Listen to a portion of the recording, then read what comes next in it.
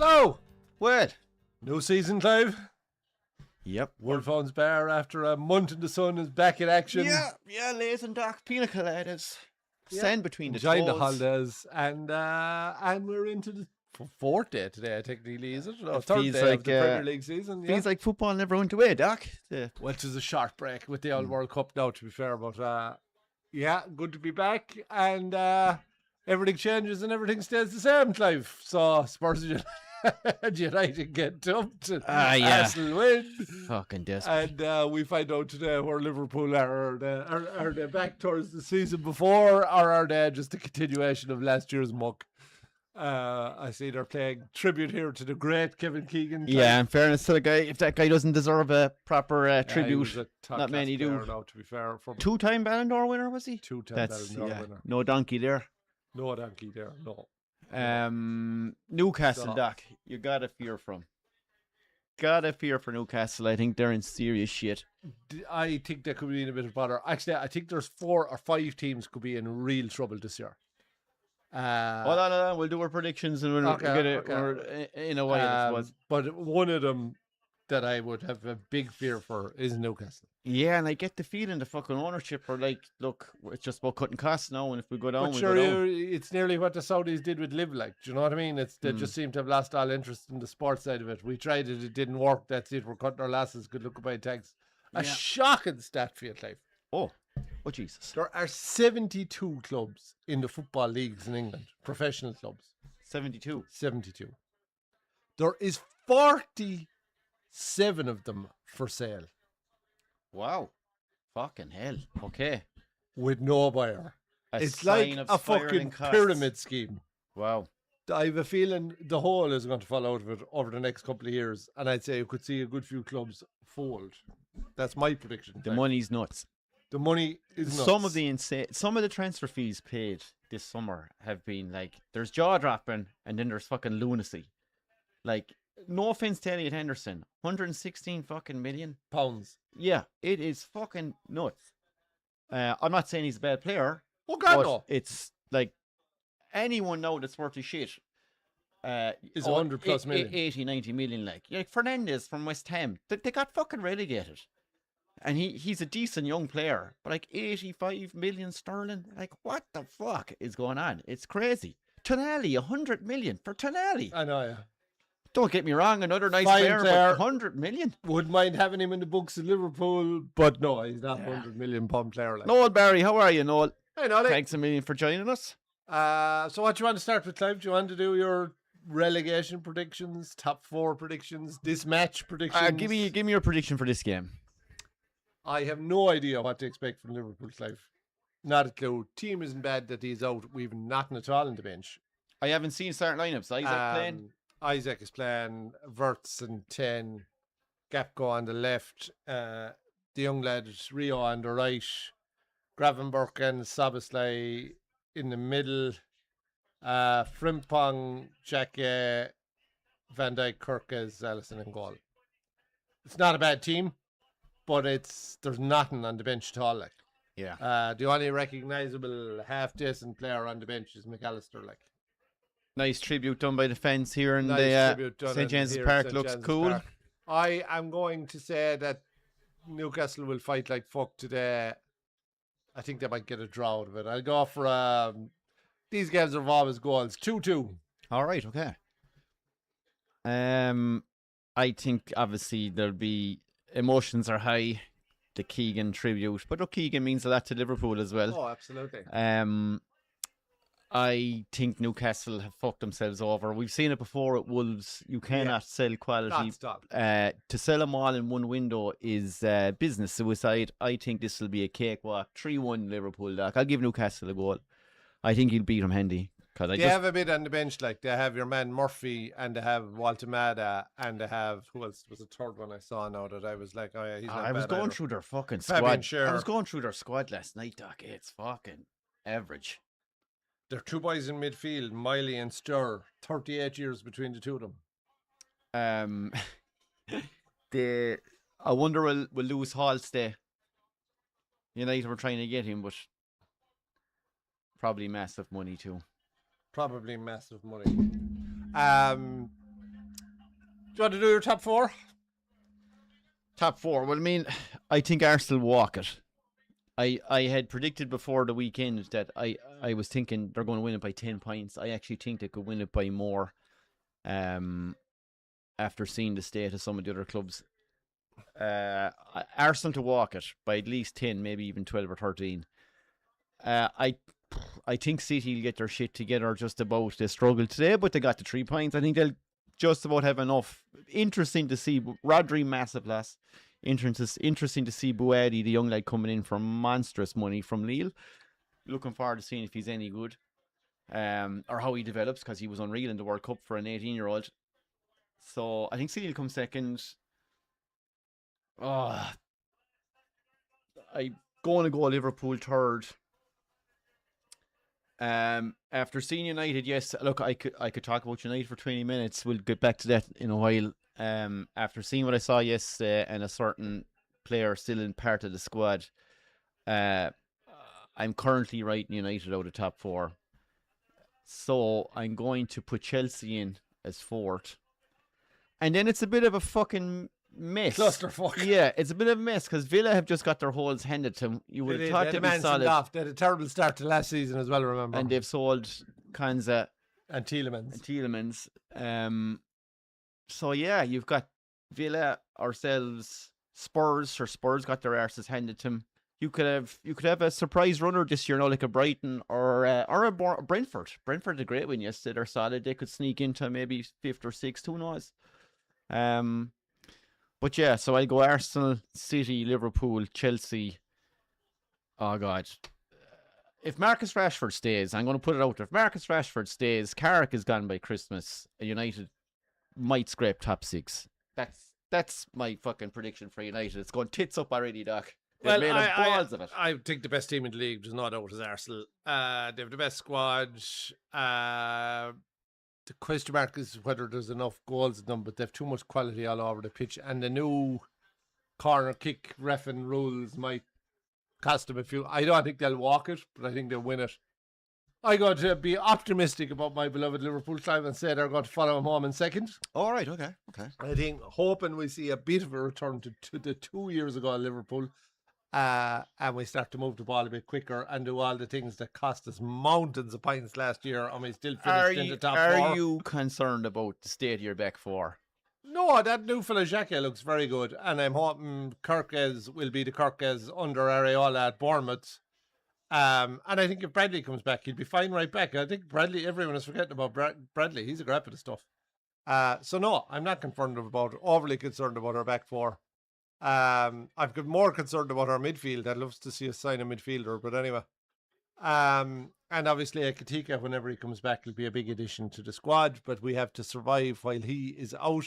And there's the bench, Clive. There's not really that many recognisable names on it. A bit of midfield reinforcement there, right? But other than that, Ione is about the only attacking player, and McConnell is more of a midfielder. A big year for the young fella in Gomoa or whatever. Big year for him. We need him now to... His breakout season, maybe. Yeah, big year for fucking Wirtz. Huge money. Big year for Wirtz. Underperformed. Big year for Wirtz. Isaac will want a bit of a break from injuries. So I'm going to go for us in second and be optimistic, even though that might have egg in my face at the end of the season. I am going to go for a complete outsider in third, Clive. Come on. They had a fantastic win against Tottenham. They missed out on Europe last season by one place, which I think is an absolute fucking blessing. And I am going to say that Brentford break into the European places and get Champions League football. Wow. Great call. Ballsy call. Is the squad City up to a very good... Chelsea in 5th. That's my top 5. No. I think Chelsea, the whole thing could implode as well. It could well do, yeah. They have debt up to their fucking eyeballs. The 2 owners are looking to get out. I just think that whole experiment is going to go horribly wrong. And lads on 8-9 year contracts, it's a fucking mess. And then relegation, Clive, I am going to say, sorry, Frank Lampard, but Coventry go. You reckon Coventry are gone? I don't think he's a bad manager. That's a tough opening fixture. I don't think he does well. I think he's a better manager when they're challenging at the top end of, rather than when you're struggling in a relegation fight. I get you. When you're on the front foot, is what you're saying. When you're on the front foot, he's your man. I'm not sure he has the stomach for the relegation. The Sam Allardyce in the gut for fucking... I think Hull, despite them beating United, will go down, Clive. And I think one of the following. Right. Bournemouth, Newcastle, Sunderland, Palace. I think Bournemouth are too good. They were very unlucky today. I think they're I think the four. solid outfit. I think one of the four of them go. And I'm leaning towards Palace. I think Palace will go. I think they've another team who've been hollowed out over the last few years. Yeah, do you know the funny thing No is, manager. who was it? Everton, was it? Yeah, I watched Palace Everton. Like, Palace could have had 3 goals scored. I hit the post twice. It was still 0-0, and then Everton get the fucking first goal. Like, Palace were well in that game. So Sunderland and Bournemouth will both struggle with Europe weekend. They don't have the squads like. Now, applause ring out for survive, Keegan. But so I'm going to go with Palace as my team to get relegated, Clive. Interesting, Doc. Your bottom 3? I think, even though they humbled so us I'm saying yesterday. Ipswich stay up. Yeah. Ipswich scored late to win, didn't they? Did it? Sunderland, yeah. Yeah, look, I suppose over a season I'd fancy probably poor old Hull to get dragged down. Beat us convincingly yesterday. We were diabolical. Jeez, I don't know. I have a feeling Newcastle are going to have some scrap on their hands this year. You just cannot sell. Wolves have fucking... Sorry, that was the other team I meant to put in the mix. Wolves are Newcastle. the blueprint for... You cannot flog all your best players, especially in the one window. And Newcastle have gone and done it. I think the ownership kind of want out. They don't really give a fuck, I'd say. I don't think they'll... Newcastle maybe 18th. I don't think they'll be down-rooted. But I'd say you'll have Ipswich. Yeah, Coventry's a good call, Doc. You know, they won the championship. They did. And I thought that just the more I think about it, I just don't think they have the stomach for the fight. I think even I give Hull more of a chance. They might just battle more, you know. But a lot of those relegation teams, then they start well and you get to Christmas and they just fall apart because their squad depth isn't there. Like Jack Kelleher in the house. How are you, lads? First game back. Here's to another season of live shows. Well, hell. So, Jack, thank you very much. My Tottenham optimism is already gone, says Mystic. Early in the season, Mystic. Early in the season. As I was watching, oh, Jesus, I'm in the balls of that now. I'll have to go out and do that again. I was watching Everton guy on Instagram earlier said he didn't know what to do. He said first day of the season he didn't get to boo anyone. He came home with a full voice and everything. He says at one stage I was going to fucking boo the 2 centre halves. He says because they were both wearing white boots, and then Lewis Hall scored. He said they forgot about it. Yeah, I saw like it showed footage of the Villa fans just standing in the crowd going, "What the fuck, losing 4-0? Like nobody saw, like Brighton are solid, but they lost fucking Welbeck. They've lost I think 1 or 2 others. No one saw 4-0 coming. No. So there's been a couple of serious humblings in the opening weekend. I think Liverpool have to win this. Newcastle are rattled with all the transfers. I'd say there's players still in that squad, Doc, that want out, considering they've watched all the quality leave. First shot of the season, Clive. Look at that, a man out to prove a point. Kicks it straight into an ankle. Yeah, sure, there you go. I'll tell you who I have been impressed with, and I know it's only pre-season now, but you can't tell that. But that Xhaka looks fine there. I know nothing about the man, Doc. Where did he come from? I couldn't fucking tell you. Jeez, he calls himself a fan. Couldn't tell you. He looked very assured, very good in the ball, won ollies, 1-on-1s. What did you make of Konate going after Real? That's some fucking move for him. Fucking hell, he's not good enough for that. He was an absolute donkey last season. Are they looking to get him to replace what's his face? Fucking Rudiger's at the back as the butcher kind of centre half. I can't see it anyway, Clive. I don't know. Like, I know they got him in a free, and that's typical Real, but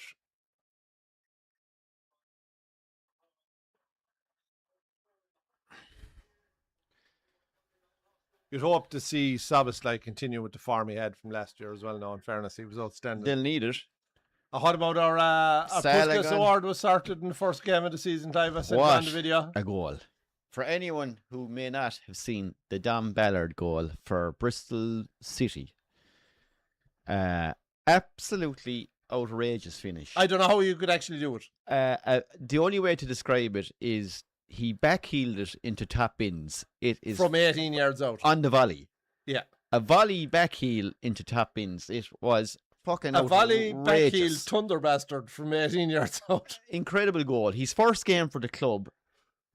Signed from Leyton Orient, Doc. 23 goals he got last year. The mighty Leyton Orient. And his opening game for his new club, he sticks a fucking backheel volley into the top corner. Phenomenal goal. And I don't know if it could be beaten, Doc. I don't know how you could score a better goal. I don't think I've ever seen a goal like it. No. And I give a shout out to, how's he named the score for Sunderland? The free kick, absolute peach.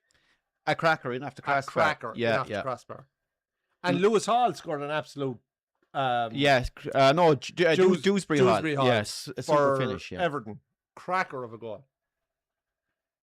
And you know what I noticed? A couple of things I noticed from yesterday, Clive. Small details matter. The first thing I noticed yesterday was the much shorter injury time due to the new rules. Mm-hmm. Something we've been giving out Players about here, are miraculously here recovering faster. Channel. Here we go. Chance for Alanga. Alanga makes it 1-0. Oh my God. It's a thing of beauty. Oh, it's a thing of beauty. The Iraola experiment has failed, Doc. It has failed 4 minutes in. It's good to see he has solved our vulnerability to the counter-attack, anyway.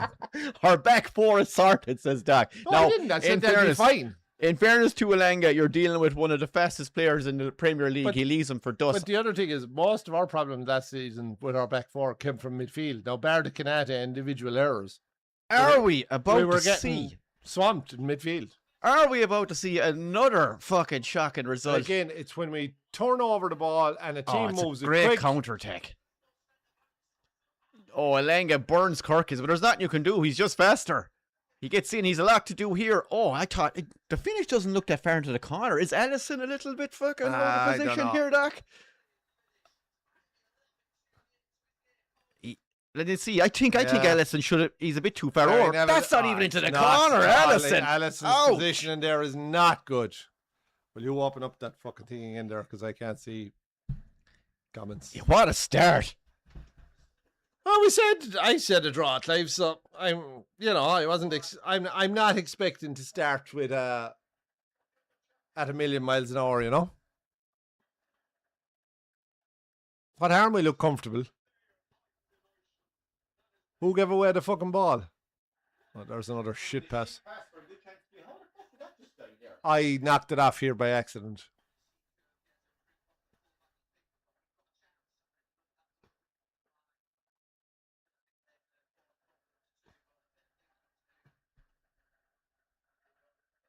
Oh, Jesus.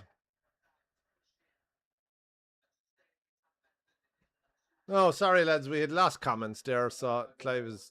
Yeah, that's perfect, Clive. Yeah. Come on, the fucking Chris tune Darling, me by. Afternoon, guys. Watching from sunny Cyprus. Love the show. I only stumbled on you guys when looking for a curry recipe. I do make a mean curry, Chris. Bring in the spice. When you covered the Ryder Cup, it was genius commentary. Liverpool 3-0 today. Well, that prediction's gone for the fuck. Yeah. Welcome back, Chris. Good to have you. Sound, Chris. John, how are you, lads? Welcome back. Pass a can. Good man, Doc. All right, John. Hi, John. Great to have you, kid. My favourite ever from meme is that guy playing the Formula 1 video game and qualifying going easy top 4, and then it just flashes 16th across the screen, whatever that means from Mystic. You haven't changed a bit, says John. Well, I could have a few pounds put on now after we've summered well. A bit of drinking and Ireland fla and all kinds of things going on over the last month, John. So I think Newcastle will stay up, but projections not gone as well as people thought. Yeah, they probably just have enough to stay up for me too, Mystic. Welcome back, boys. Iraola out, study. Iraola out, Jack. Galberry, Arsenal lead a 20-goal plus striker. Change at other clubs helps Arsenal too, as it will take time to adjust. Yeah, no, that's why I think Arsenal are the most settled and the most experienced manager. And they've added quality again. If they want to win a Champions League, they need a 20 goal a season plus striker. They probably don't need that to win the league again this year. But if they wanted to win 3 out of 4, they probably do. But if they were to go out and get that striker, but sure, then you've Havertz, Gyökeres, and forget whatever the new superstar striker is, as well as an unbelievable squad behind him. Then you're fucking taking shit. That guy, like he got 15 league goals. Yeah. Do you know, in his first season, and Arsenal didn't play fantastically well last year. Another won the league. I know, yeah. Well, yeah, no, they're super solid. You can't be relying on corner kicks to win the league every year. If they play a bit more expensive, he could easily add 5 goals. Do you know, and credit to the fella, and he looked burned out last year, wasn't even making his place in the team for the last 5-10 games. Odegaard, whatever happened to that guy at the World Cup, man? Something lit a fire under his ass, and he's been unreal since. Corner from Liverpool where we did not even challenge in the air. Kirk is absolutely burnt by Elanga. To be fair, I'm not sure there are too many left backs. Oh, great chance here. Gap caught. No. And again, I heard Tottenham were looking for him, and I would sell him in a fucking flash. Not a big Cody fan. Give me a fiver for him, Clive. I'd let him off. He's got a lot of important goals to you over the years, He has, and I just can't fucking stand him. He's the most inconsistent.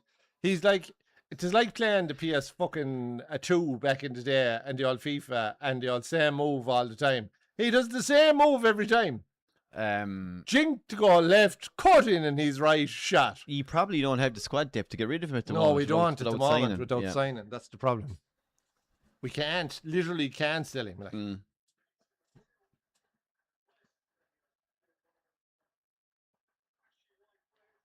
Great start to this game.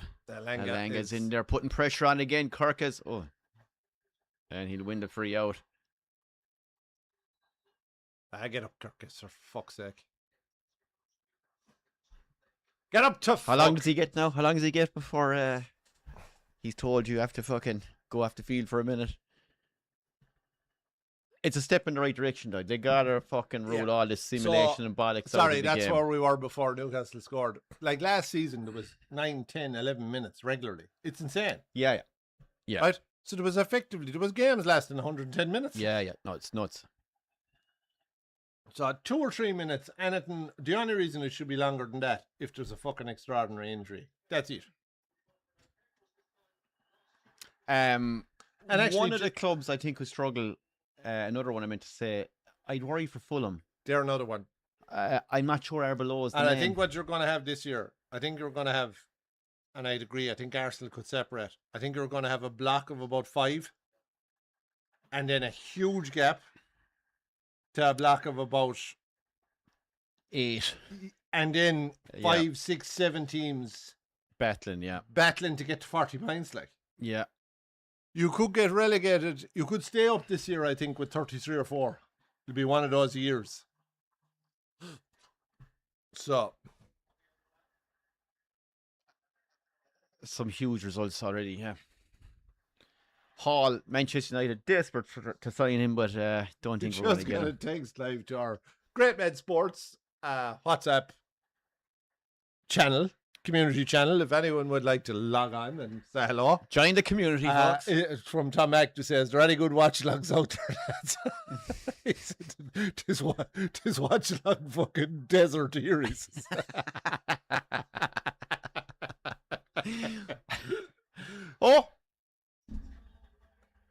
I don't know who was that coming on. Allison comes out to hit it clear. Newcastle midfielder coming through with the half volley. Allison has taken the Jesus look to a whole new level. Slice a roo out into the fucking crowd. I think he's a better goalkeeper when his hair is short. That's a chance for Wissa. Oh, he makes a balls of that. Tried to kick it too hard. Doc, not the only opening weekend, Doc. Great to say that the Asturf returned Friday night. Our first time in a game. Just the walking football is back. Just with the summer and matches and whatnot, and summer the weather being so good, we were struggling for numbers there. But good to say we're back in action since Friday night, Doc. All systems are go again. Was serious, it was. No, it was a good old game. Good, great running, sure.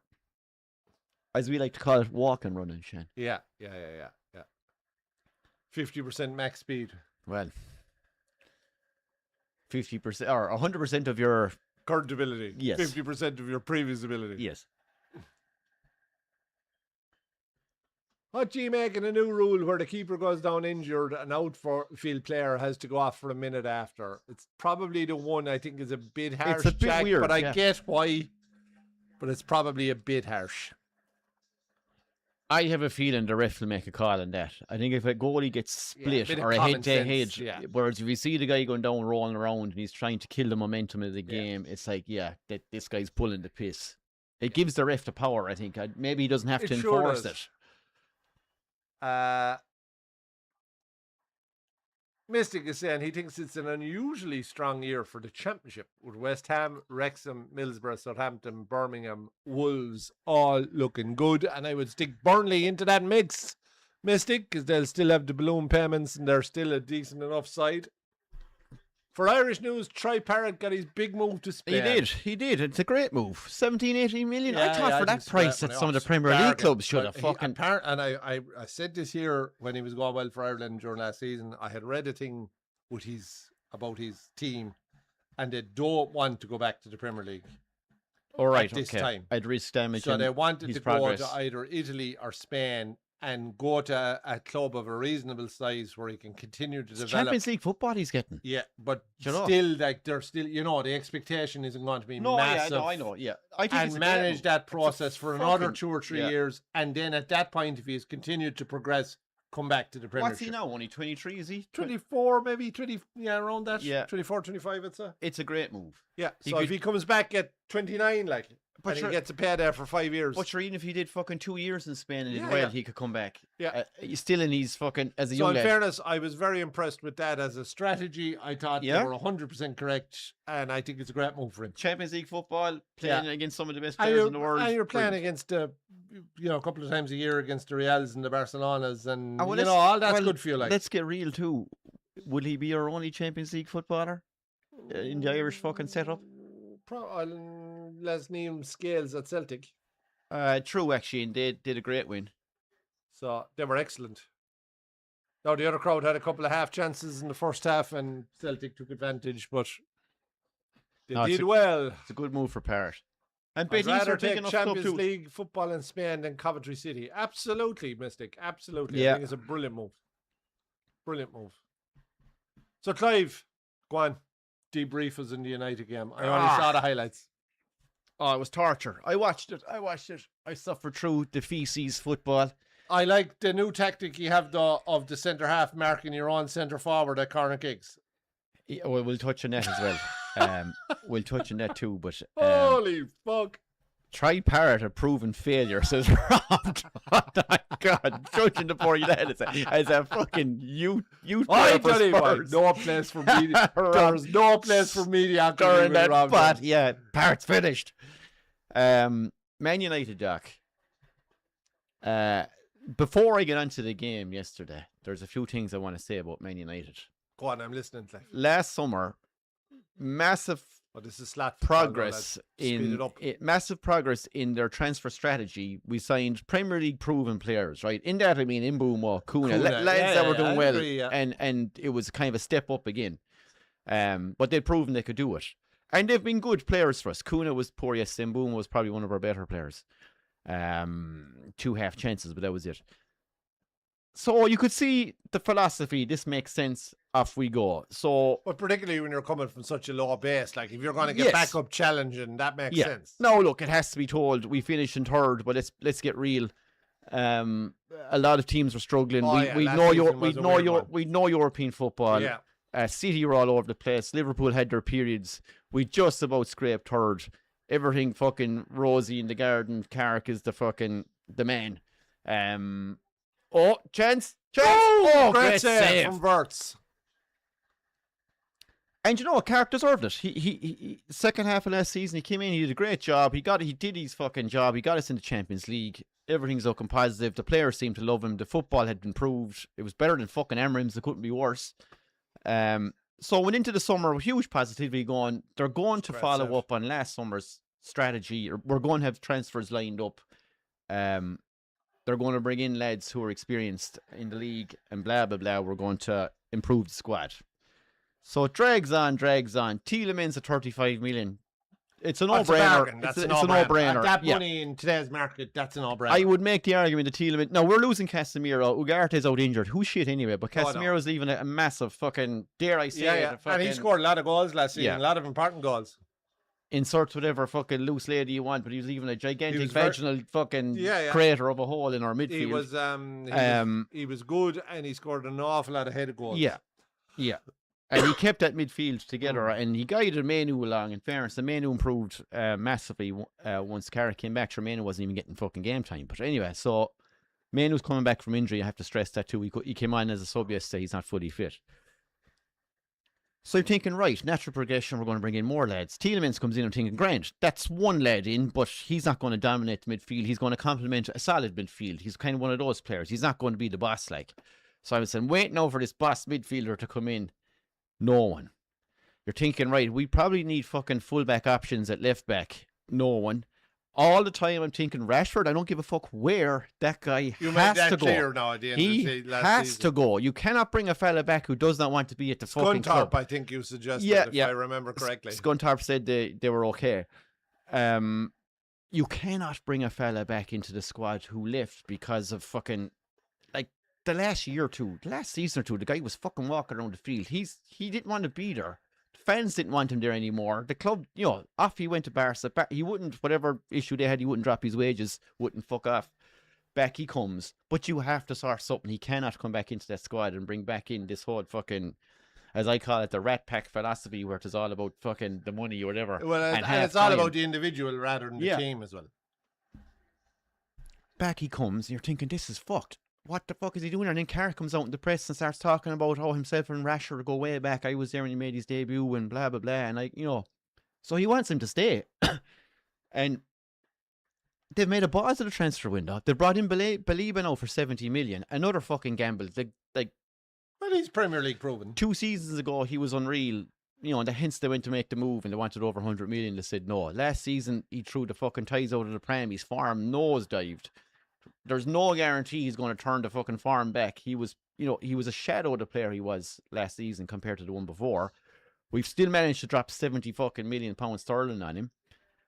So he's not a guarantee that he's going to be a success. So but still, no player is a guarantee. No one. Well, you're not bringing in an established fucking. Do you get me? A guy in his mid to late 20s who's fucking been there and done it. I think that's about the player you can attract. I'm not being smart. Like, I don't think anyone better is going to go at you. I just think they've made an absolute harlocks of the transfer window. And with Rashford staying, I can see a scenario where this goes really bad. And I can see... And now... But you gave CRAIC the job the exact same number of games as Solskjaer when he got the job. So you can say, CRAIC did brilliant and did this and did that. The 17 games, the exact same number of games. The difference I say about Solskjaer came in there, went on a run of games when they should have been beaten out the gate and they were winning games with last minute fucking goals. It was outrageous fucking run undefeated and we weren't playing great football. Whereas CRAIC, in fairness, they were playing decent stuff. I'm not going to say it was great. Yeah, I'm not going to say it was great, but it was better. Look, I don't think you kind of got backed into a corner. And I had to give it to him, right? And this is the problem with going back for a club legend to be your interim manager. You're better off with the likes of fucking your man you brought in from Germany or Austria at that time. What was his fucking name? Jesus, the dude from oh God, I can't think of his name. But he called it. He said at the time you need 10 fucking. But no one has an emotional attachment to him, like. So you bring in someone like him as an interim manager. You can say, actually, hold on, there's better out there. You bring in a CRAIC or a Giggs or a Solskjaer or a Keane or any of those players and they have a good run, they're always getting the fucking job. Right? And I don't think CRAIC is at a level of a manager where he should be managing Man United. Because he hasn't got the fucking that's experience. Fair point. Yeah, he came up from Middlesbrough, like. Yeah. And it's different. It's different. The interim manager, it's fucking different. I feel for him in a way that he needed to be back this summer and he hasn't. And now they've got Baliba in late, who's injured currently, probably won't be back till middle of September, they're saying. So we have a massive gaping hole in our midfield. And Santos came in from Chelsea for 50 million. I was reading a thing about Santos a couple of weeks back by Chelsea fans going, we actually don't know what he gives us. He can't tackle. great. He doesn't pass great. He doesn't get forward. Do you know? So they were kind of asking the question, what exactly does he offer you? And we're after dropping 50 million that lad. I knew fuck all about him, to be honest. I don't know. I think they made a balls of this window. And I think with the Rashford situation, oh God. The windows are I think it could go poison. No obvious. And like even the middle of the road, the Brightons and the Bournemouths, and they all want, and the Brentfords and the clubs you would have been picking up these players off of. Oh yeah, there's no cheap players anymore. No, there's no fucking cheap players anymore. Like. Yeah. You know, you're breaking a club's heart taking their star for 20, 30 million. Those days are long gone. Mystic says, most shocking result for me was Villa this morning. Yeah, but they're the man sent off. But Brighton will do that to you. Brighton could cut you open today and they could go out next week. Great ball, Wissa. Oh, have we Ishmaelity here? No Ishmaelity. They could get beaten 4-0 next week. That's Brighton. Oh, again, I think they'll struggle a bit with European football, but they have enough to be fine. Never thought I'd say this, but could Arsenal pry Victor Osimhen from how do you pronounce his name? Irishman? Osimhen, is it? Osimhen, Victor Osimhen. I couldn't think of it. From Turkey. Yeah, he's an no goal scorer. He'd be, if they got him, they'd be fucking unstoppable. People are choosing to go to Turkey over United. It's whether or not, and not just for the teeth and the hair, like. It's just whether he's the right fit for Arteta. Ragnarok, says Dunny. Ragnak, yeah. Ragnarok is the thing from fucking Marvel, isn't it? From the Avengers. Sure. It was obviously autocorrected on his phone, sure. Yeah. Ragnik, that he corrects himself. Fabio Capello is available. Yeah. Well, look, these days come and gone, but like I'm sure he could have. Eddie Howe is available. Like, do you know what I mean? Well, this is the thing. If it goes tits up, then is there? I just think the Rashford thing staying could turn the whole thing rancid, and I can now. It's funny. Football's funny. You go back to the end of last season, I was massively positive. I was thinking if the board continue the way they did the transfers last summer, I think this is a great fucking. No, Tielemans, Santos, and Belebe. Look, it's not brilliant. It's not brutal, but Belebe is a gamble. Santos is unknown. Tielemans is a solid sign and he was cheap enough. But like we needed a second striker. We need Luke Shaw. It's no competition at left fucking back. But the board don't give a fuck, life. The whole thing is about a regeneration project that are going to make 10 billion. Oh, I know, yeah. The soccer is irrelevant. That's genuinely my view, like. Well, they probably need the Champions League money though. So Sabba's like, this is kind of his area, Doc, about 35 yards out. That's the Norse end of the world, says Rob. Says Jack. I don't remember United signing him. Ragnarok. Is it just me or is it freezing for everyone? No issue with my stream of the match. All right. Oh. Is us streaming or... Oh, yeah. No, us, obviously. His stream for the match is working. I hope it's just you, Dunny, but we're watching ourselves here and it's not freezing, so...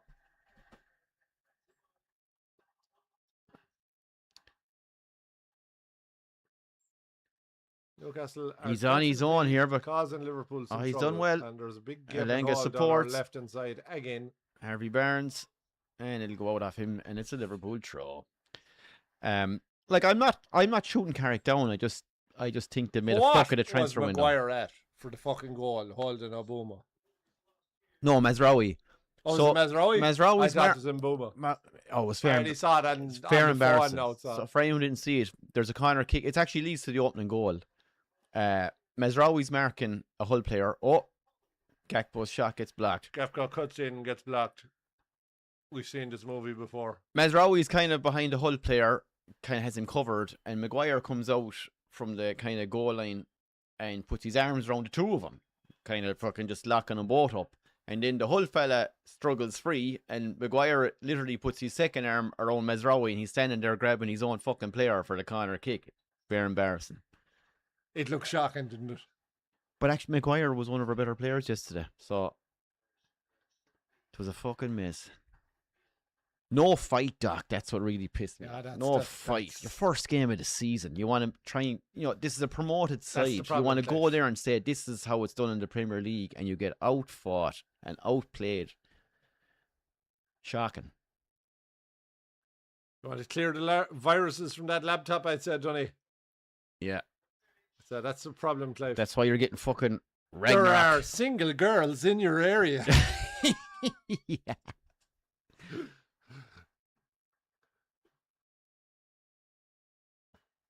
So what's the Iraola formation Doc he's playing today? Standard Same, 4, it's pretty much same as we always have had. 4-2-3-1, 3-1 kind of a thing. Is it? yeah.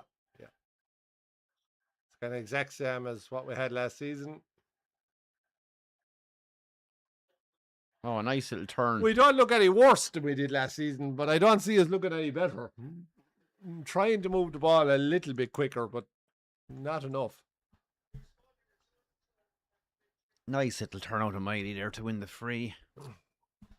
He started last season like a train at Waltamada and then did nothing the second half of the season. He looked like a great signing when he came first, before Vista came back from injury. And he's dangerous though. Like he's fucking, was he 6'5" or 6"?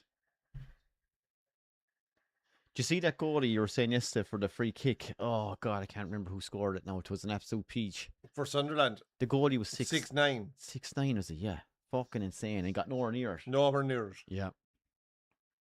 Can he jump sure?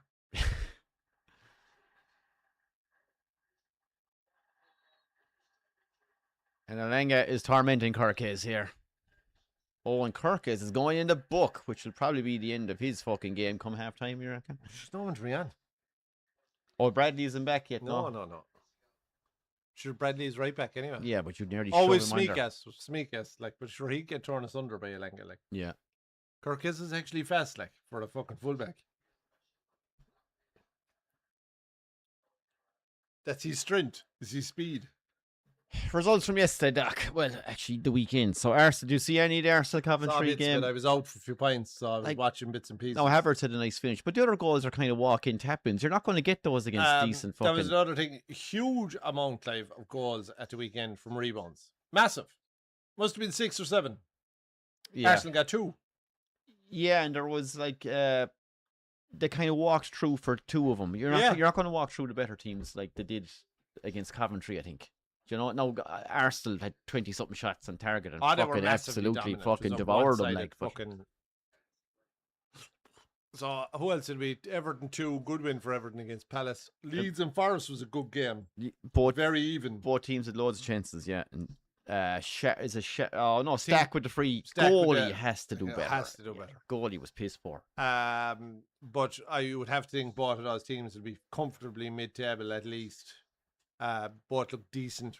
Not going to be top 4, but decent. Brighton 4, Villa 0 today. That was a bit of a shocker, but difficult when Brighton or when Villa 2-0 down, then had a man sent off. Hull 2, United 0, probably the shock of the weekend. Ipswich 2, Sunderland 1. Great win for Ipswich. When they were up last time, do you remember the very start of that season? They had about 4 draws where they should have won every one of those games. Yeah, that's right. And to get the first fucking win on the first day might just free him up a small bit. Delap was with them then, wasn't he? Before he was, yeah. It looks like he could be on his way out of Chelsea too, I think. Sure, he's done nothing since he's gone there. Well, he's not really getting the chance. I think he's only got 1 goal from 2. God, I know, yeah. He should sign for Ireland. Brentford with the second most impressive win of the weekend after Arsenal. 3-0 against Spurs, and they missed a penalty at 3-0 up. Yeah.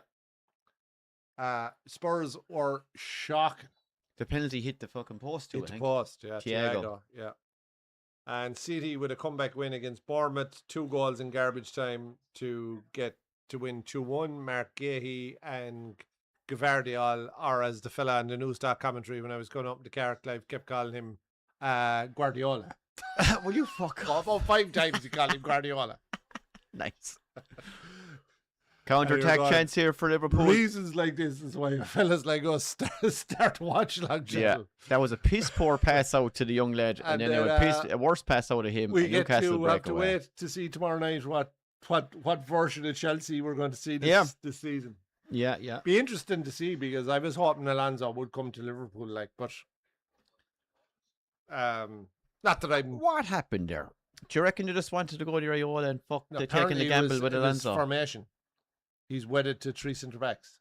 Who is Alonso? I thought Iraola was last year too. No, was he not the same? No, I was at 4-3-2-1. And apparently that was the reason he insisted, a bit like fucking Yearman Amarin. He insisted that if he was coming, he wanted to play 3 at the back, and the board said no. Because they said the squad's not set up for that. Yeah.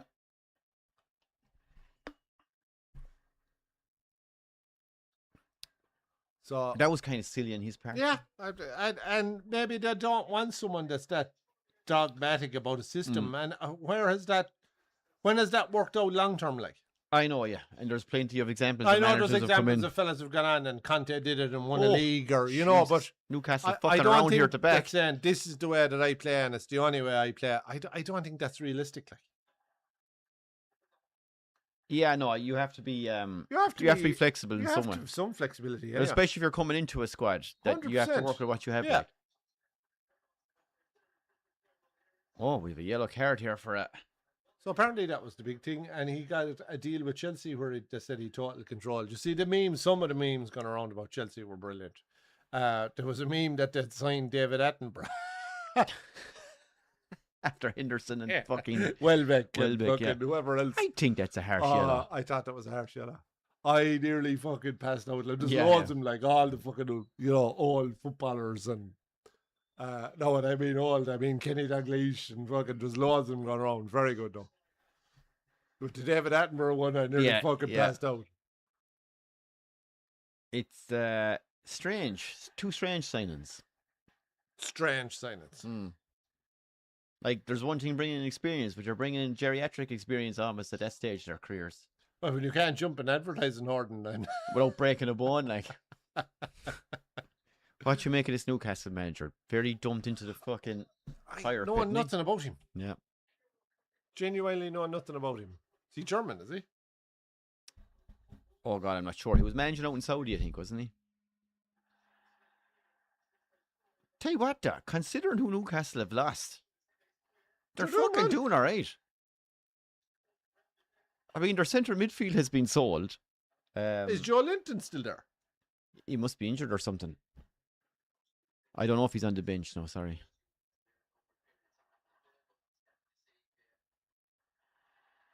And Van Dijk sees that one off.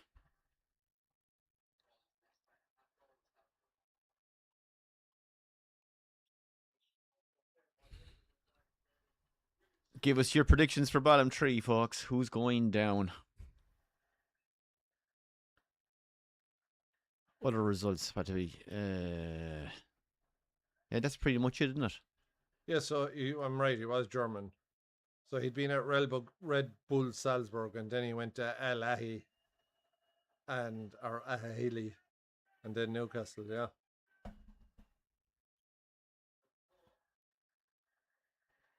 I wonder, is there any tie to the owners being a Saudi club and being Saudi owned? Does Chelsea sell Fernandes as Mystic? I think he goes. I don't think so now, because City have made their big buy. Who else is going to buy Fernandes for 100 million plus? Like, Real's about the only one if they have the money. They don't need him, that. No. And is he good enough for Real Madrid? I don't know if he is. No. Do you know? But there's such a lack of standout midfielders. Like, is Van Dijk. Missed the ball entirely. Rodri's going to leave some fucking hole to fill. That's I think City are going to struggle this year. I really do. I know they got to win today, and they still have quality, but. And Buadi to come back for 80 fucking was it 86? Says he came from another team in their franchise. So yeah. All right, okay. Same owners. Yeah. That helps to keep costs down. It does.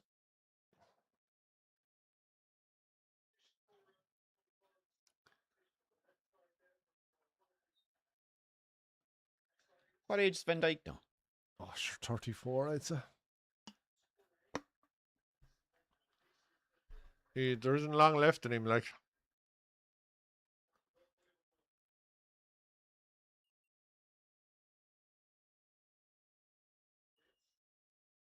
Oh, that could have been a nice ball.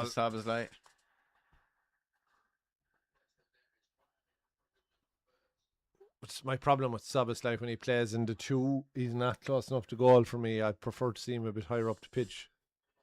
That means Wirtz can't play centrally. Oh. Knocked out corner. I like the Newcastle shirt.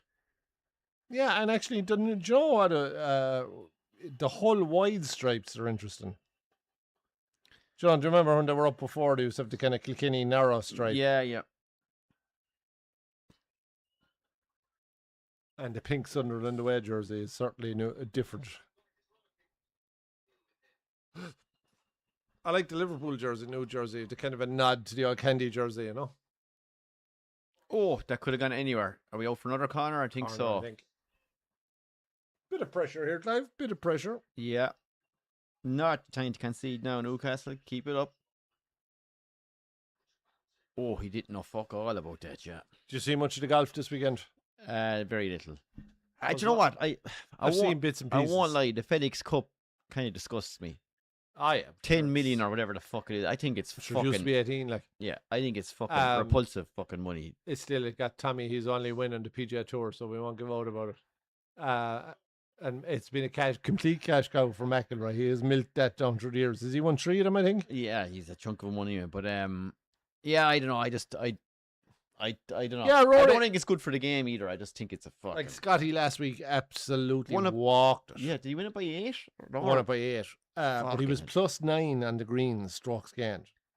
That's insane. Yeah. So McIlroy said it during the week. Like he said, if Scotty is +9s in the greens, he said every week we can just all stay at home. He said. But sure, if any player. Oh yeah, but sure, if Rory was +9 or any of the top players Yeah. were +9 putting, you can forget about it. Like. Yeah. So he basically hauled everything he looked at. Like, and Clark is basically doing the same this week. He's hauled every fucking thing he's looked at. Rory played reasonably well. I saw a good bit of it yesterday. He was playing well enough. Probably should have been a shot or two better for his round. He shot 67, maybe 66, 68. No, 67, I think. He started 7 under. And he could have been 65 very easy. He'd a sloppy 3-putt bogey on 14, and he parred the par 5-8, which was pretty much a birdie haul. If he gets, you know. Yeah. No, you probably don't get both of those, but he should definitely have been a shot better. If he was a shot better, 4 shots in it would be a bit more interesting. 5 is hard to see. It's a poor pass out from the Newcastle defence. Gravenberg had a go and he drilled it into the Newcastle centre half's arse. And that's good defending. Kicks it off a Gakpo. Goal kick. You might chuck me out an old tinny there, would you, Doc, please? I'm sure to be rude at it.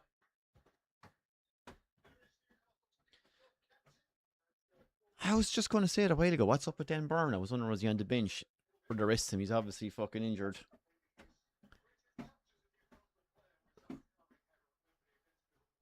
He's a bit of a loss to them, like, because he's a giant. Huge threat from corner kicks. Sure, he fucking better than he's on the cup final a couple of years ago. We couldn't handle him from fucking free kicks and corner kicks. Sure, he's massive, yeah. Thomas Tuchel in the crowd. Doc, your rating for him in the World Cup? 7. Did he do anything different that Gareth Southgate did? Hang on for dear life approach. Yeah. Like they got him to be different to Southgate, and we got the same football. Slightly improved version of the group stages, but when it got serious, and this is the problem, when it gets down to that, when it gets down to the stage where you're against the top 3 or 4 teams, they just can't fucking, they can't compete with, they can't get enough possession. And what are your choices then at that point? They lose all composure or something in the fucking. 2 choices. You either sit in and play road 1, or you get beat. So, but I don't think the squad he picked was necessarily correct either, Clive. I think he left too much quality at home for me, and I think he definitely made mistakes in defence. Yeah. But even I'd the say Palmers, and like I think you had to bring one of those, the Palmers, the Gibbs Whites, the Fodens. Yeah, someone to a little bit. Someone who can do I something. suppose he'd argue that Rodgers and these lads should be bringing that, but I don't know. Like, did Jordan Henderson really make that big of a difference? Like, that was a shocking call. I mean, I would go with well, the argument that he. And it's not like you don't have a senior international in the squad in Declan Rice who plays in that position. Like, do you know what I mean? But it would have made more sense to bring that experience in the back line, I think, than to fucking like Henderson. Fucking Maguire deserved to make that squad. Yeah, I'd agree. Jeez, you could have made an argument for fucking Luke Shaw. He played every game of last year at left back. No, I never make the argument for Luke Shaw. No, I look, make it for Maguire. I'm not saying he's brilliant, but I'm just saying in terms of a bit of experience, maybe he's all. But John Stones, but even did well, Hall there probably deserved a call, or they left some nice players at home, like. Yeah. And you see Grealish come on today for City. I see that. Some fucking weekend, like Rashford back at United and Grealish back at City, and they both get game time. Both of them on massive money. Nobody will sign them. Hard to believe, like. Just goes to show how important it is to get your contracts right. Overpaying fucking lads comes back to bite you on the hole.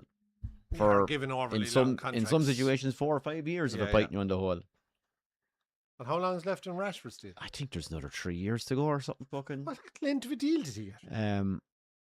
Must have got 6 or 7 years, did he? No, unless I'm wrong. No, maybe it could be one more year with the club having an option to extend or something. Go on, what's that? Sure, he's not going to walk away when he's getting 350 grand a week. Like, that's the problem. Well, this is my point, though. What do you value more, your fucking weekly wage? Like, you've just won the league with the Spanish champions. You're available for 26 million or whatever. It was pittance, like. He obviously wasn't prepared to drop the fucking wage to stay there. So you'd have Champions League football. You're playing with the fucking current champions of the league. Why would you? Well, I'm just saying, it boils down to your fucking career. Like 350 grand a week versus 150 grand a week. Yeah, well, look, yeah, well, I know. Thanks, like. I'm just fucking saying, what do you value more? I already have my league medal now in my pocket as well, like. So. But he's already fucking minted. We're not talking about a fella on the fucking breadline here, Doc, eating pot noodles every fucking week. Ref.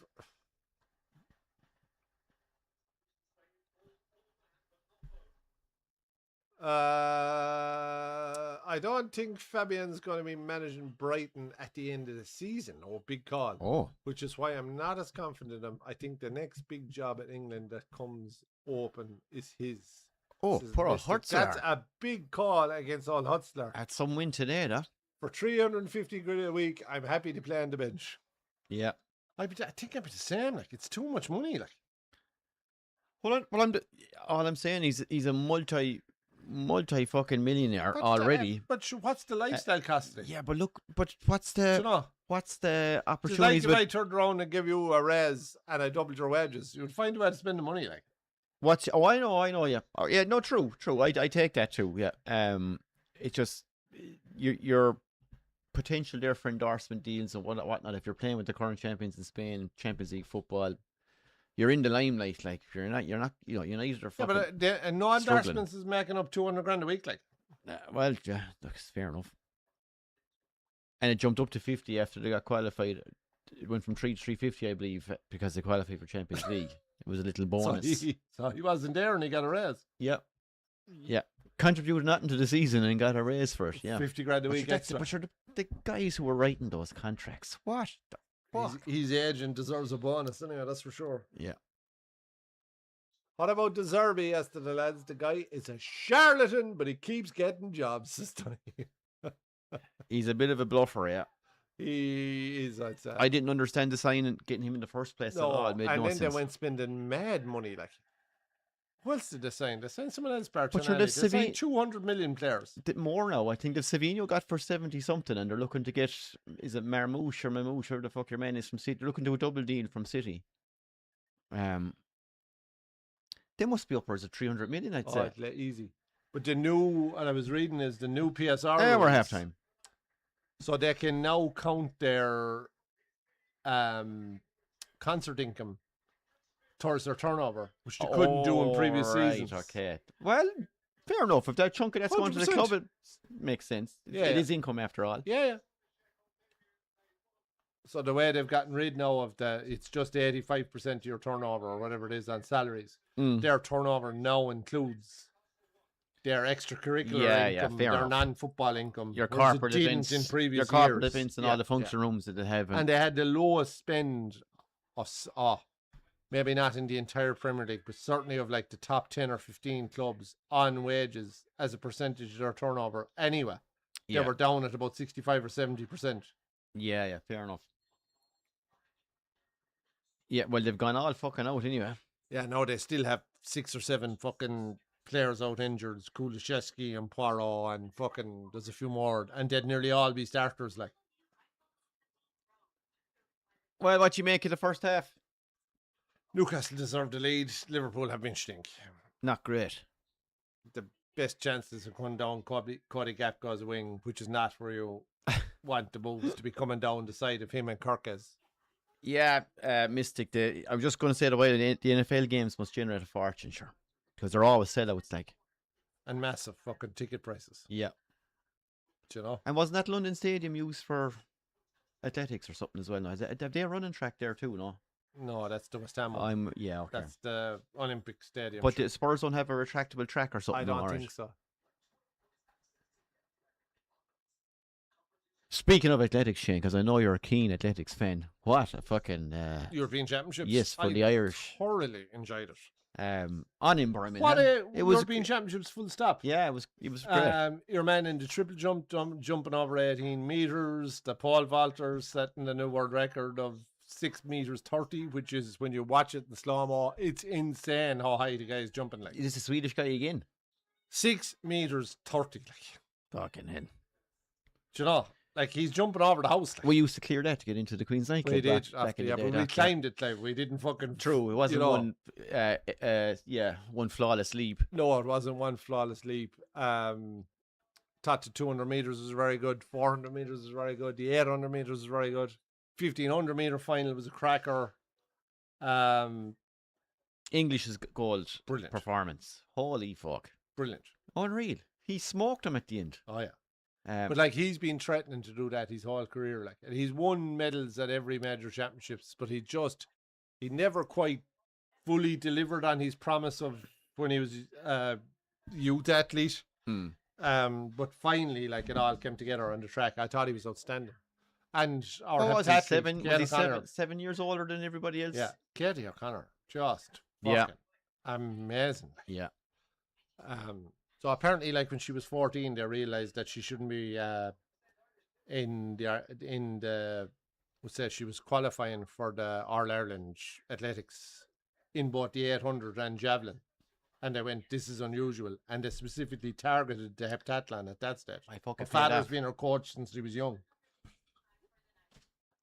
because, like, they're two very different body shapes. They're being 800 meter runner, winning the national championship, and then going out winning the javelin at the same time. Some going. So, no, I thoroughly enjoyed it, I have to say. Even the relay finals were good. The fucking... the relays are always entertaining, man. Yeah. They're always class to watch. Those 2 and 400 meter relays are... Balls performance in the fucking 400 women's final lap was just fucking class personified. So, Kirkes and Frimpong will always be targeted. Attacking wingbacks are a luxury when you're winning. The sooner Bradley comes back, the better. That's why I asked the question, fell out at the start of the game. I don't rate Liverpool's fullbacks. I think Van Dijk isn't getting younger. No, but we always had attacking fullbacks. The problem there is, when you're doing that, you need 2 donkey fucking midfielders to cover left and right. Henderson, in fairness to him, used to do it brilliantly, and Wijnaldum. Yeah, but hold on. Truth be told, and I don't like the guy, but I can respect him. You're doing Andy Robertson a massive disservice. He was a great defender as well as an attacker. 100%. Granted, Trent can't be accused or can't be fucking gifted the same. He was. Yeah, but we wanted him to be our most creative player. Yeah. So if you're giving a guy that license to go forward, you have to put fucking... I don't like the look of... I think Frimpong and Kirkes look over no, neither of them are... I don't know if they're up to what scratch. You would call top class, top 4 fullbacks. Yeah, they do look like they can be... Especially Kirkes. They look like they can be tore apart. And they look like they're a walking yellow card. Like, well, more so Kirkes, but... Doc, I have a Legend series I'm going to pose to the group. We're bringing back the Legend series. Bringing back the Legend series, folks. Have you graphics now? No, I don't have graphics. I have graphics for the big reveal, Shane. But I do not have graphics for the... Get your thinking caps on, folks. Clive will give out a series of clues, and we have to guess the legend. Will I go for my historical shot in the dark early guess after your first clue? We'll see. We'll see. Do you give me editing? I've done my best to be incredibly vague. Right. And slowly bring in the clues and then overwhelm you with an avalanche of fucking... stats and information. At the end of it, where it's blatantly obvious as to who it is. But shoot the Lord. We'll give it a go. So, Here we go. I was born on the 18th of February, 1967. Right, hold on now a second. Do your maths now. I'm trying to do my maths. Everyone at home, do your maths. I was born on the 18th of February, 1967. He's approaching 60, so. So you could say when he was 30 in 1997, or let's say the 90s, in his palm. He's a mid-90s player. My career started in 1982. I would play for 7 different clubs. How many? 7 different clubs. And my career finished in 2004 to a standing ovation in front of 80,000 fans. Okay. So that rules out all the one club men anyway. Yeah, well, it certainly does if you play for 7, Doc, yeah. So in 1999, I came 4th in the FIFA Player of the Century poll. So we're talking cream of the crop here, Shane. Dunny with an early Effenberg shout. I'll do my clues. I won't give out. I don't think Effenberg was 4th in the fucking greatest of all time. 1999. Oh, player of the century. Sorry, I thought I might be on player of the year because we would have beat Bayern in '99. Sure, Effenberg was a major player for Bayern. All right, but I don't think he's getting player of the century. Like. In 2002, I made the FIFA World Dream Team. In 2010, this is a good one now. This is one now that this will give it away, I'd say, Shane. In 2010, I was given the International Man of Peace Award by the Nobel Peace Laureates in recognition of human rights activism. Haven't got it yet, no. Georgie Weah. At age 11, I had scored 45 goals and 20 assists in 26 matches. I was sold for £300, and after scoring 110 goals in 120 games, I was promoted to the senior side at the age of 15 in 1983. I'm still with Georgie Weah. At 18, I shattered both ACL and meniscus in my right knee, which almost ended my career. I signed for a new club while I was injured. Oh, 1 second now. The following year in September, I suffered another knee injury which required 220 stitches and missed the entire season, almost, returning for the last game in May 1987 where I scored a free kick against Diego Maradona's Napoli, which helped my club to avoid relegation. It was a 1-1 draw. I'm not changing my answer as of yet. Donny has 3 answers in at this point. Donny is flying out yet. Effenberg, Zidane, Doreen Ronaldo. We're doing our Legend series for anyone just tuning in. If you think you might know the player, get your guesses in. I was inducted into the AC Milan Hall of Fame. Michel Platini described my position as a 9.5. Not quite a 9, not quite a 10, a 9.5. Not changing my answer, Clive. I won the Ballon d'Or in 1993, and I finished runner-up in 1994. In 1999, I was voted the France Football's, or not voted, in the France Footballer of the Century poll. I came in 18th place. I won 2 Serie A league titles, and I am one of only 6 players to win titles in consecutive years with different teams. From Barks is Donny.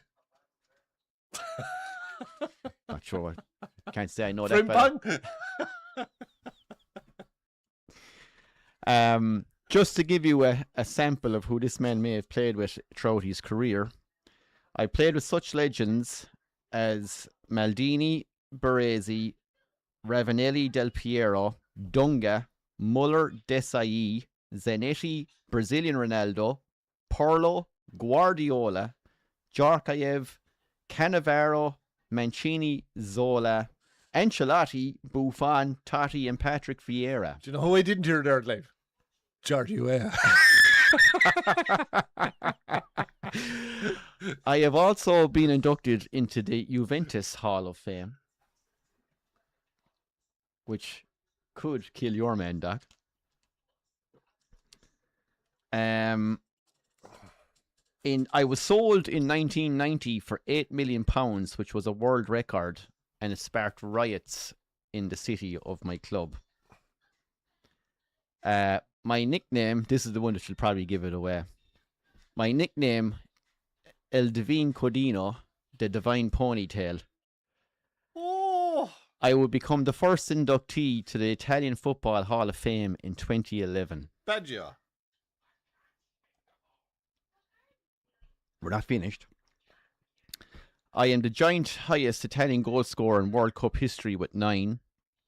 I am the only Italian to have scored in 3 World Cups. I finished my international career with 56 matches and 27 goals.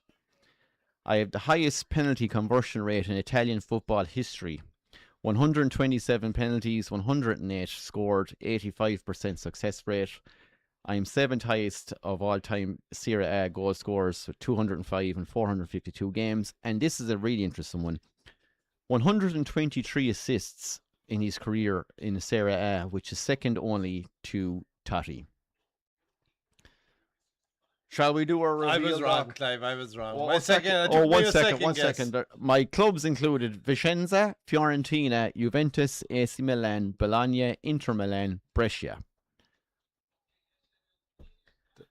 And just to put you out of your misery, folks, our legend reveal is a certain master himself, Doc, Roberto Baggio. An absolute legend. Yeah. Well done, Mystic got there. Roberto Baggio, he says, not sure I spelled that correct, but I'm confident after the Ballon d'Or. What? And then Donny said platinum. So from Bark and platinum, he was close, to be fair. Fairness to Rob, yeah. What a player, Clive. What a player. You'd actually forget how good he was. And led to one of the finest pieces of commentary of all time. Dino Baggio to Roberto Baggio. And of course, the Baggio brothers aren't related. Yeah. An absolute quality player, yeah. Riddled with injuries. And actually funny, reading up about him, written off by manager after manager for being finished, before being like, he's too old or he's not going to suit my formation. Carlo Ancelotti wrote him off. Marcello Lippi wrote him off. They'd all come back to say later in their career going, what the fuck was I thinking? Zinedine Zidane actually commented on how the fuck do you leave Roberto Baggio on the bench. So it was very interesting reading back. A very interesting fella. Did tons of stuff even after. What did he win the fucking World Peace Prize for? I knew Weah went on and become president of fucking Cameroon or whatever it was, so I was thinking it might have been him. In 1985, when he did his knee, he actually converted from Catholicism to Buddhism and got big into the Buddhism. And he said he maintains it helped him to recover, got into the mindset, I suppose, of well-being, and he set up a load of foundations then after, or I suppose during his career and afterwards, for human rights and stuff. So he was the Marcus Rashford of his era, like. Well, let's not insult the man. But he's no Ryan Babbles, did he? He was some free kick taker as well. He was a great free kick taker. I was a top class player. Poor old bugger, tell you, 94, your heart to go to him when he hits the crossbar. Yeah, him and Baresi to miss the fucking pens, like. That's not who you'd be expecting. Yeah. But poor old Baresi, Clive. Poor old Baresi's gone. Absolute legend, Doc. Oh, absolute legend. The greatest centre half of all time. For a man that wasn't massive in stature, like he was just an absolute warrior. Like I'd say a nightmare to play against. I'd say he'd cut you in half all day long. I'd say he has to be up there with the greatest of all time. Has to be, yeah. And like he was captain of Milan for what, 15 years or something? A one-man club, and yeah. No, I don't know that I can think of anyone I'd put ahead of him anyway. But a nice little finishing touch on Baggio. Baggio finished his career playing for Brescia, Doc, right? Brescia had always been relegated in the years they were promoted, without fail. So they never stayed up for a year. Never stayed up. They signed Baggio in his 30s. For 4 years, he kept him up. He was voted their greatest player of all time. And he finished. That's outrageous. He finished his last game. They subbed him off in the 88 minutes. Last game of the season against AC Milan at San Siro, and the entire San Siro stood up to give him an ovation. And Maldini and them made a point of going over to embrace him going off the field. You kind of know your legendary status when you're getting that send off. No, that's special though. Right, we're 1-0. We're back. 30 seconds back on. Liverpool had an attack. They now have a corner. No real chance, but a bit of pressure.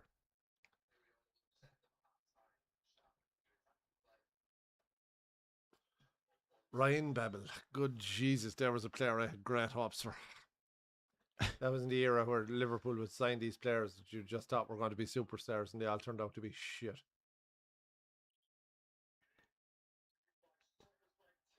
Back post, scramble, no. Oh, now we're on the break, and this is where we're vulnerable all the time. We have 2v2 here. Man sprinting to get to the back post. Elanga does well. Oh, that's a shit pass. That's what lets Elanga down. What a chance that was. That's what lets Elanga down. What the fuck's he even passing it for? He's like a modern day Kevin Kilbane. Get class 3 players and then cross it into Rosie. So Mystic, we'll chat you soon. Mind yourself. Hope that interview goes well for you. Cheers, Mystic.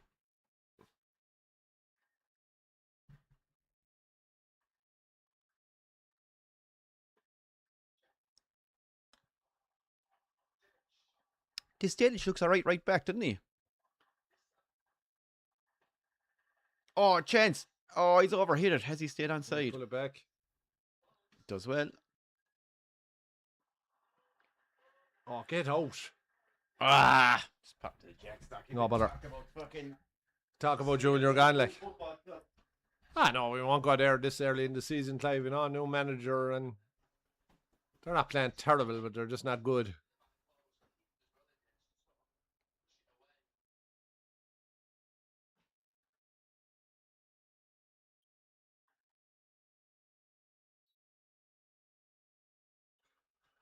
So have you any other thoughts on the season, folks? Any other surprise packages that you think will be the season will bring? Someone that's in trouble, someone you think is going to go better than other people think?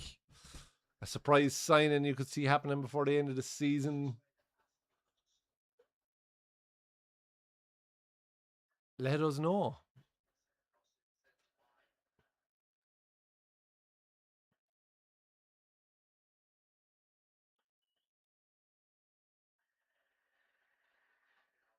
But watching this, I'm not overly confident in my Liverpool second prediction anyway.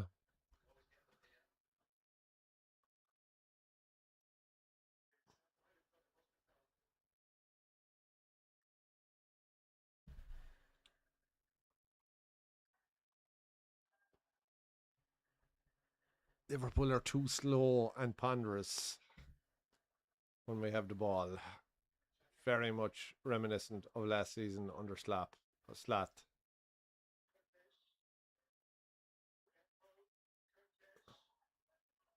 Kirk has confused himself.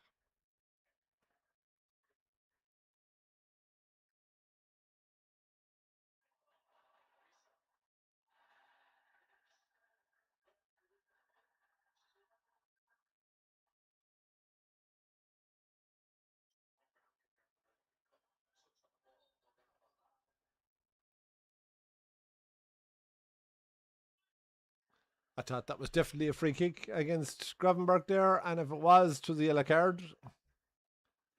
Got away with one there, I think.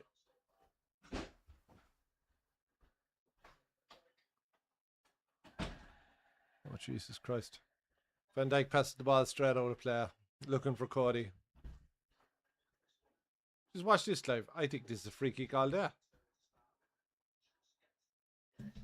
Gets his leg around it, gets it, all right, but maybe this is a sign of more... He gets something on it in fairness. Yeah. That's good old school tackle. Tell me, any fucking Liverpool transfer rumours, no? Not the fucking thing. Not enough for fucking United either. No, and I don't even listen to rumours anymore because you just... Sky have bought into the hype trend. Yeah, there was a time when you wouldn't believe it till it was up to Sky. Your man is giving it up. What's his name? Fabrizio Romanos. Is he not doing transfers anymore? Go away. That's the fucking into him, so I suppose. Unless he's after getting a gig on TV. I'd say it's all consuming. Like, I'd most of it is bollocks. Like, probably never have the fucking phone. Yeah. That would wreck your wig, like. Yeah, well, he's doing it a good few years now. John, you're getting used in to try and get messages out there, and oh yeah, and sure, players looking up contracts and fucking agents firing shit at you. No. Yeah.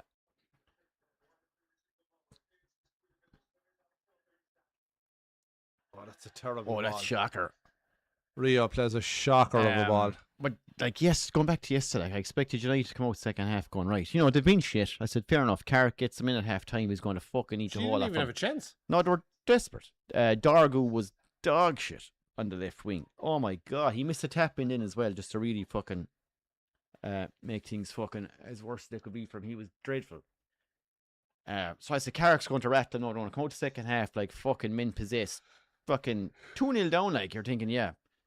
You expect a reaction. Came out and it was just walking around. You're going, lads, you're fucking 2-0 down to Hull on the opening day of the That's season. what I saw with United the last few years. That like, we get a good result, then you relax in the next game. Then there's a bad result. Then there's a reaction, and it's just this cycle of fucking. Yeah. Wait and see now. We'll come to play Man City in September now. Yeah, and they're fucking unreal.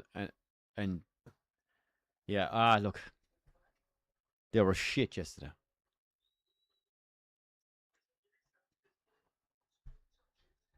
Isaac probably fucking going to put the kibosh on now. Being a bit disappointing. Yeah, no, but he's had no service life. You can look at the centre half, but you say, well, you know, someone making a chance for him. Is he getting nice through balls, or is he getting brought into the game with nice soft touches from the number 10?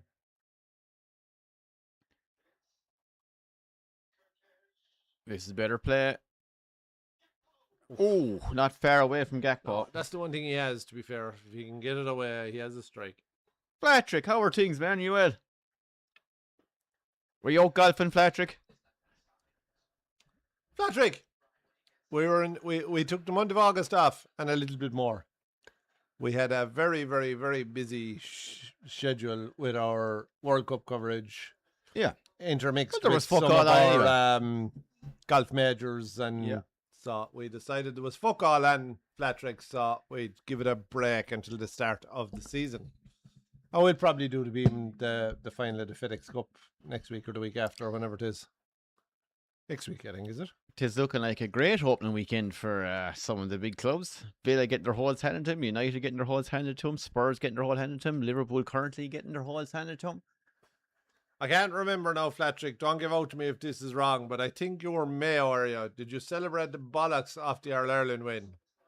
I had a cousin of mine, Clive. I met No, it's Flatrick Outrard, no, or something. Well, he's golfing in Outrard, but I think he's a Mayo man. Oh, very good. I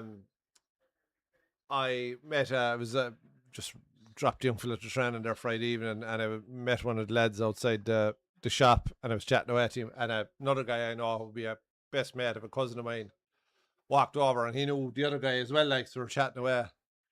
But Keith is living above in fucking Mayo now. I says to him, Jesus, I says, fucking Keith boy did some fucking tear after the Mayo win. Some tear, he says, he was out more than the team. He did about 6 fucking days in a row. He was off for the week. Oh, what a goal, Gapco. Oh, Cody, I always said you were class. What a goal. Oop. That's some strike. He has that, the fucker, in his locker. That's a great strike. Oh, Shane, can you imagine the crack in Westport? Or in Mayo, Savage. sorry, full stop. He did Sunday, Monday, Tuesday, Wednesday, Thursday. Yeah. Took a break Friday, went back out Saturday. Oh, that's a great goal. Nice finish. Yeah, too much room. Why the fuck he backing off? Oh, that's a nice finish right in the corner. Finish. Like I did say, he has a strike in him, and if you give him time and space, he has the capability of doing that. And again, he's probably better a little bit more centrally. And now it's game on.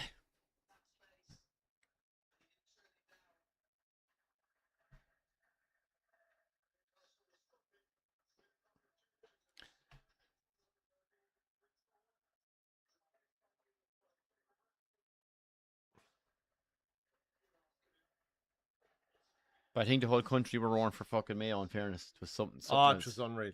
It is up there with the greatest sporting moments I've seen that didn't involve Clare. Yeah, Clare 95. But even Clare 95, all right, we'd lost 9 Munster finals or something, so the Munster was probably the more emotional one.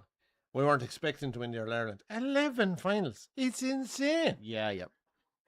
No one has gone through the pain they've gone through of being that close and not getting there. Yeah. It was outrageous. The scenes, I don't know, did you see David Brady on the Indo Sport? Only in the last week or 10 days. And he was talking about it, and he said he had a thing where he's never lifted the cup because he's like, I don't want to lift it till I win it. As a player, right? Yeah, yeah. And he said he was talking about being at the hotel, and the wife says to him, "It's time, go up and lift it." And he just broke down crying, signing the podcast. Yeah, he was in bits. Yeah. It was something else. And like, this is, fucking 6 weeks later, like, or a month later, like. Yeah. It's outrageous. Imagine drinking he's been doing. He's probably still detoxing, sure. He'd be emotional the best of times. Liverpool turning the screw here. Well, they've had a lot of the ball, but just haven't created anything. This is better. Oh. Gravenberg for the edge of the box. It falls back to him. Tries a cheeky little back heel that was never really on. Oh, he does very well with that. He does. Worse at a little kick at him too and didn't take him down. Oh, that pass is piss poor, but it's worked out all right. Oh my God, it's 2-1 Newcastle. What a finish. What a finish. Oh my God. What a finish.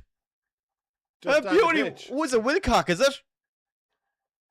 Is it Wilcox he's fucking name? Oh, jeez, what a goal. I thought he'd actually made a fuck of the shot. He curls it beautifully into the corner. And that is how you respond. Yes. Get it. Joseph Wilcock, Clive. It looked like Wissa had done so well, and the pass back to Wilcock was poor, considering it was like a 2-yard pass. But I don't know, there's a ricochet off the Liverpool edge. Away the ball on the edge of the box. Oh, Wissa does brilliant here. This is brilliant. Vulnerable. Look at that. Skin but soft Wirtz has a kick at him. He has to go down. He has to go down. Yeah. Oh, Wirtz has to take him out there. Oh, he does so well. That's a great goal. Lethal on the counter, Newcastle. Oh, he actually, Wilcock, in fairness, I thought the pass was behind him. He does very well to take the second touch to keep it away from Frimpong. That is a super finish. What a goal. What a goal.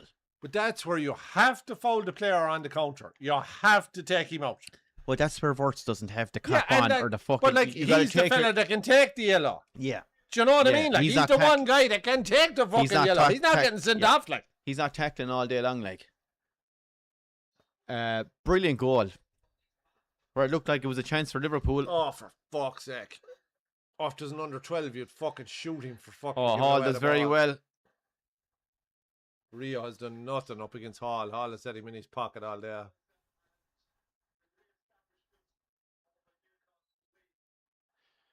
Tough though. What's he, 17? Yeah, I know. Very hard. Yeah, but you can't expect him to be your match winner, like, but spot on, Doc. Mayo playing in up there. The celebrations are still going. They have an advent calendar for the Sam Tour of Mayo over the next couple of months. The emotional outpour was unbelievable. I had a fucking tear in my eye watching it on TV, watching the trophy presentation. I was never as happy for like. I don't think watching Liverpool win the league, the only thing that topped it for me was Clare winning the All-Ireland. That's it, like. Clare 95, Man United in 99, Mayo winning that All-Ireland. Yeah, Liverpool in the Champions League. I'd fucking tears in my fucking eyes.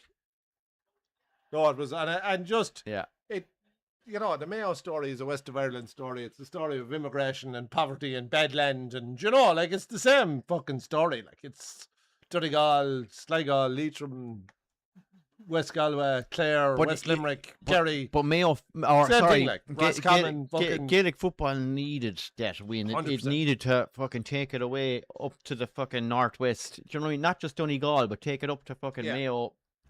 Galway, Sligo region. And you know what? Every county deserves that little bit of fucking success. That everyone should win one. Like, do you know what I mean? Yeah, as you say, the fact it last 11th was fucking torture almost. Torture. And like, it's a religion up there, football. It really is. Like, they're obsessed. Half an hour to go. Have Liverpool an answer. Go out again, Dunny. Dunny says he went out and came back, for fuck's sake. Yeah, not good, Dunny. 2 breakaway goals. the exact same stuff as I saw last season. No change in terms of the defensive setup on the counter. Too exposed. Oh, Langa doesn't even look. Wissa was on the penalty spot. And I think your assessment, Clive, is fairly spot on. Our two fullbacks haven't been good enough. But they're probably playing at their capability, like, do you know what I mean? It's not their... No, I don't think they're just not that They're just level, not good I think. enough, like, No. yeah. They're being asked to do something they're not capable of doing. It's just a big step up, isn't it? I mean... It is, like... You go from fucking playing for a club that's trying to survive to a club that's trying to win the league, and it's you see it all the time. Like, you could be, flying it for your club team corner forward, and next thing you're asked to play centre forward, and you get fucking destroyed. Do you know what I mean? Like, it's different gravy. Like, oh, this is nice play. Langa's through if he gives it. Oh, he couldn't get the ball through. It's good defending, Van Dijk. Van Dijk did well. Give him the credit. Well, Clive. No, he does. He cuts out the pass. I'd say he was going for the nutmeg ball to set Langa free. Frimpong gets fucking caught in possession. He has not looked good. Please, Conor Bradley, come back.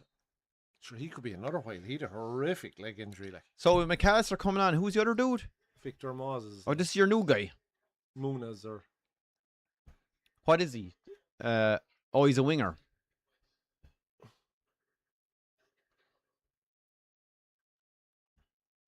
So how long do you get to go off? With this fucking Flatrick was at it through to the Wednesday. He gathered himself on the Thursday, and the bank holiday was like Christmas. Every character you could think of was going out for pints. I could imagine that bank holiday must have been happening. I was up in Westport the weekend after. I was up with wife and kids and that. We were camping, but I was just chatting to locals. Like, you just get a sense, like, must have been some crack. Yeah. It still is some crack. No, and I always swore if the one that I go up, and the 1 week I couldn't go because I was on my 2 weeks holidays then, and we were up at the All-Ireland Flash. So I was like, for fuck's sake. I did a week in Belfast for the All-Ireland Flash, folks. Thoroughly enjoyed myself. Wirtz largely disappointing again, Doc. Off he goes. Poor, very poor.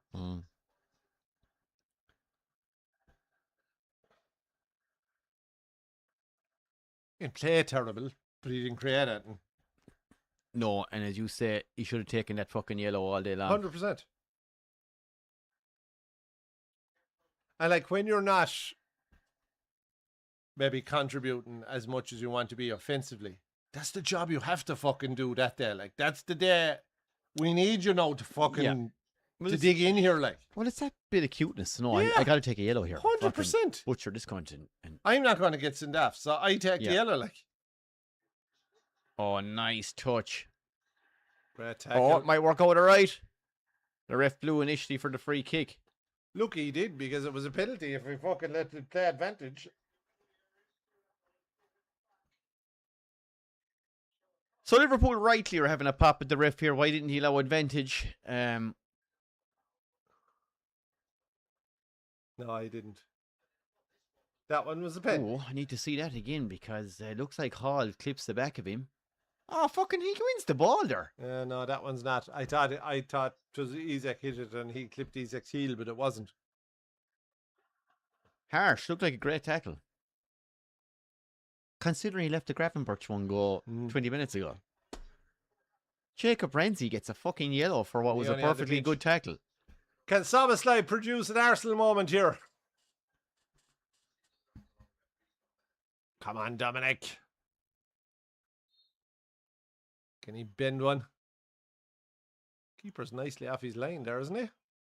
And looks like he's leaving a gaping hole up in the top left corner too. Yeah, I'm looking at it myself here, Clive. He's gone for the cross. Oh, it comes off the heels, I think, was it? Of Van Dijk just kind of flicks at it, comes at him, it kind of comes behind him. There wasn't much he could do. My brother left a wife and kids in Spain after the final whistle and made it to Castle Bar on the Monday. She told him to go home as she'd never hear the end of it. Ah, that's brilliant. Come back for... You couldn't miss that. No. Jesus, a Mayo man, fucking no way could you miss that. Jeez, I felt bad missing it as a fucking Clare man. Yeah, correct.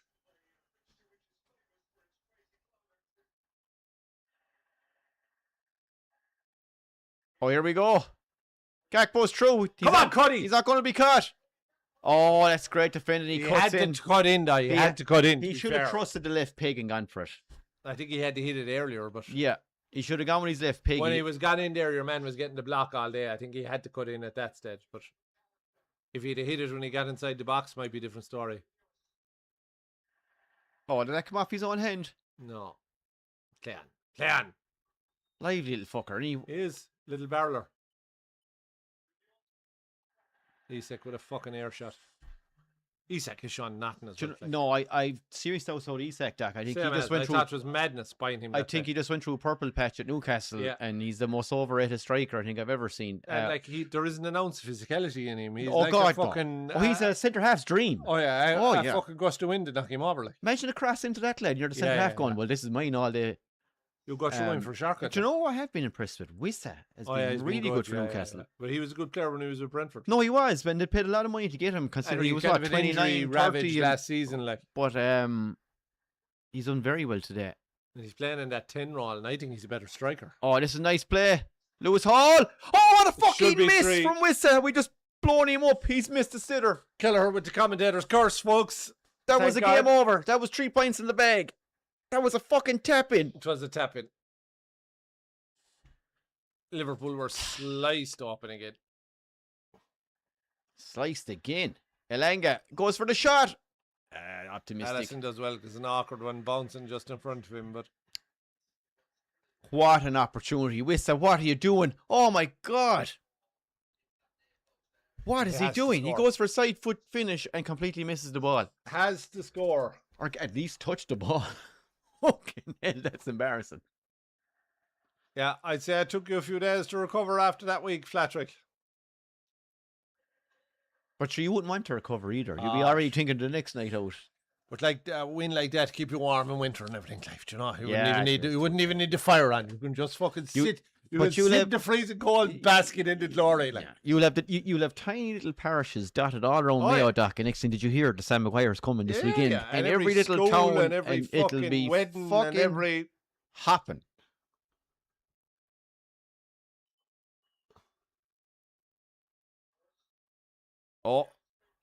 Oh, it's a chance. Oh, nice. Get under the ball, grab him. 125 million euro striker right there. Pounds? Sorry, was it pounds? 125 million pounds, wasn't it? Donkey. How do you lean back that far in a shot like that? You have to put your fucking chest over him, put your foot through it. Look at it sets up lovely. Oh, man. And it doesn't even bobble, folks. There isn't even a fucking bobble. He's leaned back at 45 degrees for fuck's sake. Can't even turn around and do that old classic. Oh, fucking bobble as I went to kick it. Christ, he might be this season's Cody Gapco. Man, you've the bones of 250 million between him and fucking Wirtz. It's insane. It's insane, isn't it, when you think about it? Elanga, who's been very good today as well. Yeah, it's a corner kick. 100% Flatrick. Flatrick says here, with having lost so many finals, we've all naturally lost people in our lives who we'd have shared those moments with. And I think that added to the emotion of side of things. Of course, it was the same in Clare one in Munster in 95 and then the All-Ireland.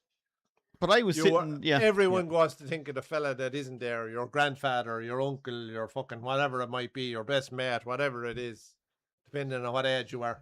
At the time we win it, like we were only young lads that time, like, but 15 years of age. I remember being there with a neighbour of mine who was well into his 70s at that stage, and sure, we all had tears in our eyes, and he had tears in his eyes. He'd been waiting his fucking whole life to see it, you know. But he's dead and gone now, and you know, and wouldn't have seen any of the fucking. He would have seen 97, but he wouldn't have seen any of the ones after. I was actually away for the Munster final. I was in Germany with school tour. So the outlet didn't go to the game because I wasn't there, because we always went to the games together. Like, so the mother anyway, it was over. They went in and drove around the town and they met the bus coming off the bridge. Yeah, and sure, he was straight up and fucking heisted Daly out of the bus himself with 3 or 4 others and up on shoulders and all that. Yeah. They went up to the West County then for a few drinks. Like, sure, the place was heaving, like the ballroom, everything open, heaving. They drank it dry. There was no drink left. They didn't close. So, but he said it was the only night he's after drink since he was 21. And he said he was hanging for a pint. Yeah. And he said he met another fella who was also after drink, and the two of them looked at each other and realised they were both looing for liquor, like, and just stuck together like fucking glue for the night. He says the only night in his whole life That he was, that he wanted to fucking booze, yeah, like. yeah. What a night.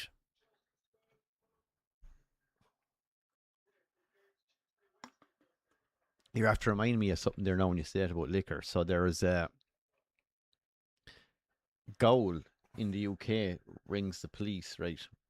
I don't know if you saw this. That he went into Tesco, rings up 999, no emergency. He says, I need you to come down. You need to send someone down to Tesco. He says, something's going to go fucking down here. He says, shortly, if I'm not sorted.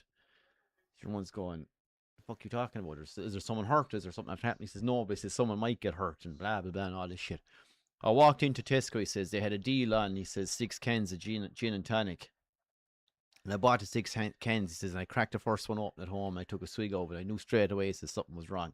It was non-alcoholic G&T. He said, I bought this in the off-license section, he says, and they charged me this much per can and blah, blah, blah, blah, blah. And he says, I went back, he says, and they told me because I opened one of them, he says, they won't give me my money back for the cans, for the 5 of them. And your one is going, what the fuck are you ringing 999 for this? And your man was ahead of me. He says, you better come down. He says, because someone's going to get hurt if I don't get my fucking money back. It's like, Jesus Christ, what sort of goals are out there, like? Oh, Christ.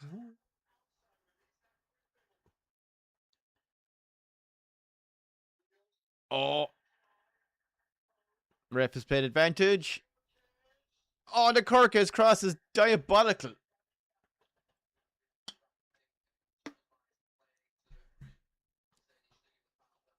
No, the referee has to give advantage here. But it's in a position where you would fancy fucking Soboslai. Oh, it is, but you can't make one rule for one team and one for another because they have a decent free taker. But in that instance, like, it's less than 5 seconds. I think that should be brought back there. You know what I mean? Like, yeah, I don't know. Well, no. Well, look, that's a different debate. Yeah. No, I think the ref did the right thing, but I do, like, it's different if it goes on longer than that. I think that rule in hurling is good.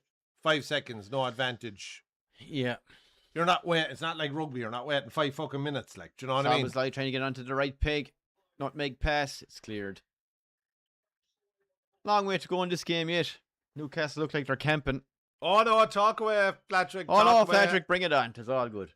Any old good stories out of it, or let us know what the scandal was. I consumed every bit of media about it for sure, even for the likes of Aidan O'Shea, like, what a fucking roller coaster he's had in terms of a career, losing so many finals, and just when he's on the edge of the squad just before he retires, he finally gets the medal, like.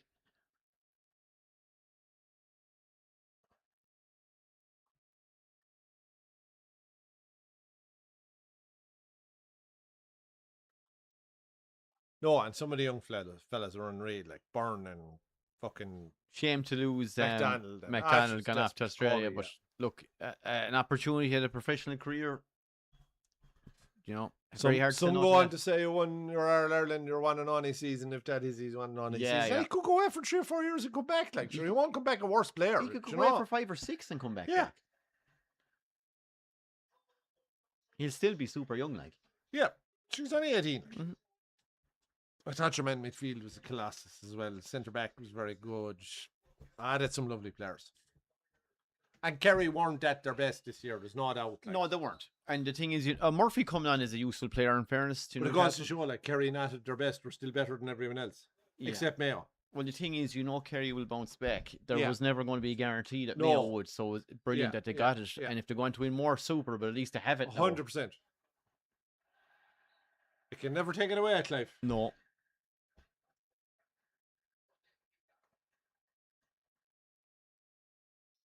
Oh, it's just the same, like every... Rob Dunn says, Jesus, that Munoz is tiny. Just what we needed, another small, light lad. He'd still tower over you, Clive. Whoa, take it easy, Rob. Take it easy. And be slightly quicker. Just because I'm 6 foot sitting beside a fella who's 6'4", you know? 6'4" kid. Yeah. John, I really like Jacob Murphy. I cannot understand why he doesn't start more games. He seems to have a fucking role there now where he's always a fucking sub. I think he's a great player. Like, if you want someone to cross the ball, if you've got a centre forward who can get ahead of goal, I don't think there's a better crosser in the Premier League. I thought Miley was excellent as well in midfield. Miley was very good. Bamba is on.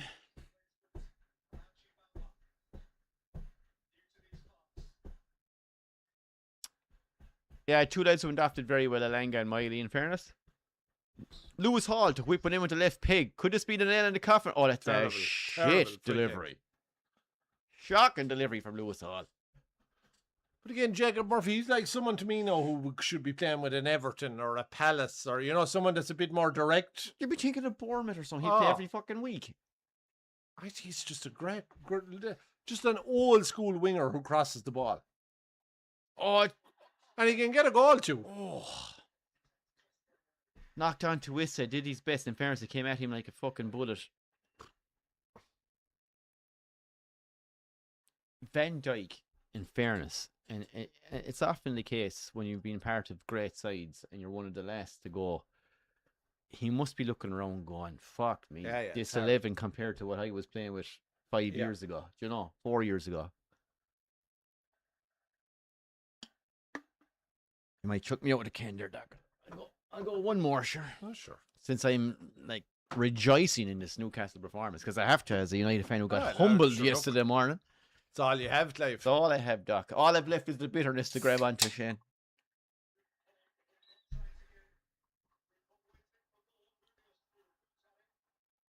Have they addressed anything in the handball rule? No, not that I've seen. It's crazy rule. The pool will barely scrape Champions League this year, says Dunny. Well, that's not a handball anyway. Like, his hand's down by his side. I know you're claiming for it, but that's never a handball. Like, no. Nor should it be. Who's coming on here, Doc? Who is this fella? Gravenberch is gone. Kumas. Welsh fella, huh? Fairness, you did a lot of talking about. You did a lot of talking about this fella last year. Like. I thought it had the fucking Welsh dragon on it. No, I didn't think so. Maybe I'm wrong now, but looked more like the Hungarian flag to me than the Welsh. I thought there was a fucking dragon on it. All right. Oh. And I couldn't tell you what she is. Oh, so. Here we go. Szoboszlai territory. Szoboszlai all day, here, folks, unless he's the one that's down injured. When it happened, whoever that is looks fucking properly injured. I did think it was a free, all right. McAllister. Murphy kind of comes out doing the Liverpool lad. No harm to see McAllister done. He does enough players. Oh, it's a little bit of a stamp on the top of the foot. Not a whole lot in it. One of those ones that stings for a while, that could be great. I thought it was his knee he was holding when he was in the fucking ground. That's why I was worried. I'm sure he's to play the part. I don't I'm surprised there wasn't one hand on his fucking. I don't care. Like. One hand on his eye. That's hurt, not injured. I don't care about hurt. He's Welsh, says Dunny. He's Jason Kumas' son. Interesting.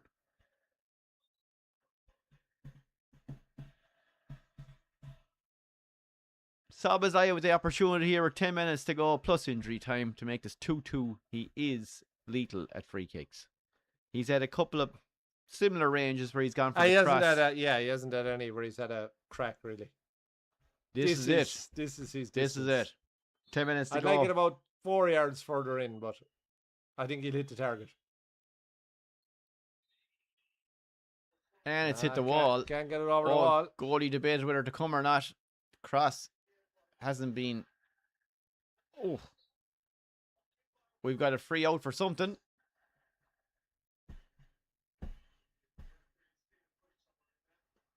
I should fucking. Van Dijk pushes your man straight over. Oh no, it isn't Van Dijk. Oh Jesus! Watch this. There's nothing in that. Not a whole lot in that. But that's the way it's gone. You challenge a lad now at all. Lads are so cute now they're going down. That's where Verts was just lacking that bit of cuteness to take your man out. Barcelona. What's his name? Arujo or whatever. Yeah. Araujo. Not a bad player to get on loan now, to be fair. You've the option to buy there, I think, as well, have you, or something? I don't know. Anybody see the rugby weekend? I see fucking South Africa got their holds handed to them in Ellis Park. By the All Blacks. Oh, did they? 33-16 or something. Fuck it. Crushing through the mills and the relegation. Not good. We'll struggle to beat them now. I didn't hear the Bradford result. How did Bradford get on? They were well beaten. Oh, Air Oakshire. But not well enough to be beaten to be in relegation. So that's I don't know how many fucking times now. Every time Crusheen get one win, it seems to end up with 3 teams and the 2 wins. If we would have had the head-to-head over Bradford, like. So it goes in goal difference then when there's 3 teams, and we get a shocking. It's mad to find margins. We beat you. We're into the fucking knockout stage. Yeah, it's mad the way it goes. Last second puck of the ball. And it did us no good because we're still in relegation. Yeah, I'd like Scratch to get the win, don't get me wrong, but we got well beaten today. Scariff for 227 to 215, I think. Oh, fuck. Yeah. They went after a flyer. We came back with 17 minutes to go. There was only 2 points in it, and we only scored another point. Fuck. 17 minutes gone the second half. There was only 2 points in it.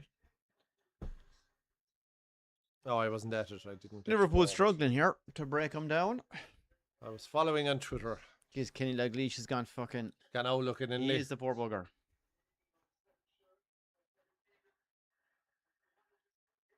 Oh, that's a poor ball out. There was a chance there for Newcastle.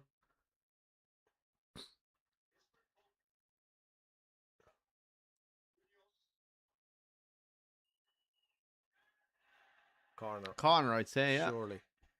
Has he given the goal No, kick? he's given the goal kick. Oh my God, I think that was a corner kick in fairness to Hall. He's a decent player, that Hall. Hall's a good defender. Sure, we're trying to get him, but I'd say... Fucking Liverpool should look at him. How are you, lads? Looking forward to the GMS season. Thank you very much, Hey, Colin. Colin, how is the crack, my man? Not the greatest start for United and Liverpool fan, but sure, there you go. You still have time in this, Doc. United got humbled, Colin, yesterday. Fucking humbled. And deservedly so. We were diabolical.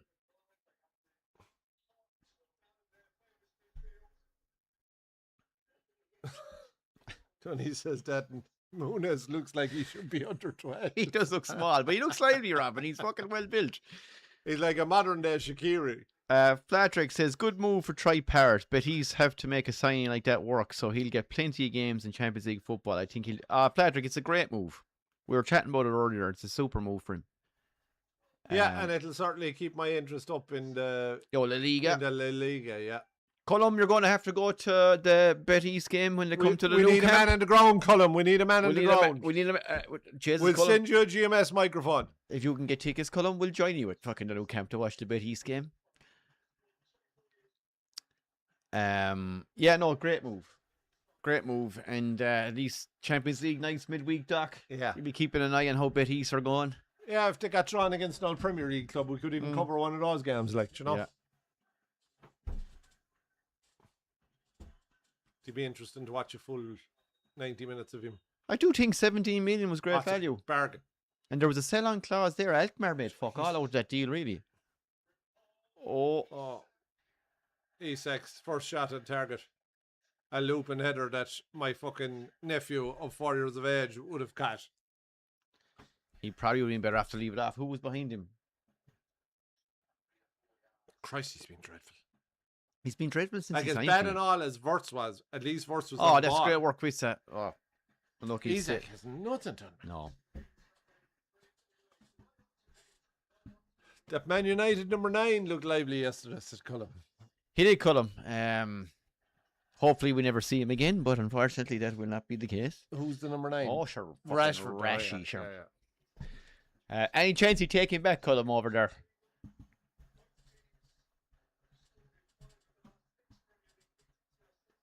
What's the young lad's name again? Rio Ngumo. Oh yeah, it's just easier calling him Rio. It is. Yeah. Oh, what a ball. Has Wissa managed to stay on? Has he managed to stay on? I have a feeling he might be off. Oh, great save, Allison. Allison is so good at those one-to-ones. Great save. Szoboszlai. Oh, that's worked out all right. Rob Dunn's under 12 is true. Oh, that's a super block. He says he could manage Espanyol Betis tickets. Wouldn't be a bad game. We might have to do a weekend. Can we fly out a shot into Barcelona? You can. There's a place. What's the name of the place, Colm? Susie and then we're heading over, I think, as well. Just sure. Colm has, I believe, a shit hot local steak house close to him. That I think I've actually eaten in there. You're selling it.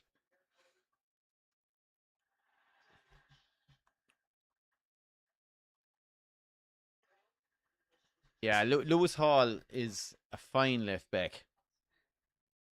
He's got a bit of cuteness about him too. He has. He's a proper defender, like. And he's dangerous going forward, which is, you know.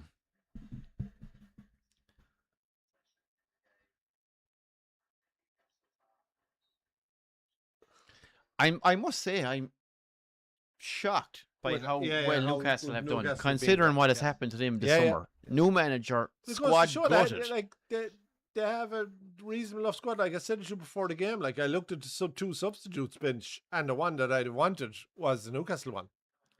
Are we looking at a case here where Eddie Howe was underperforming? Could be.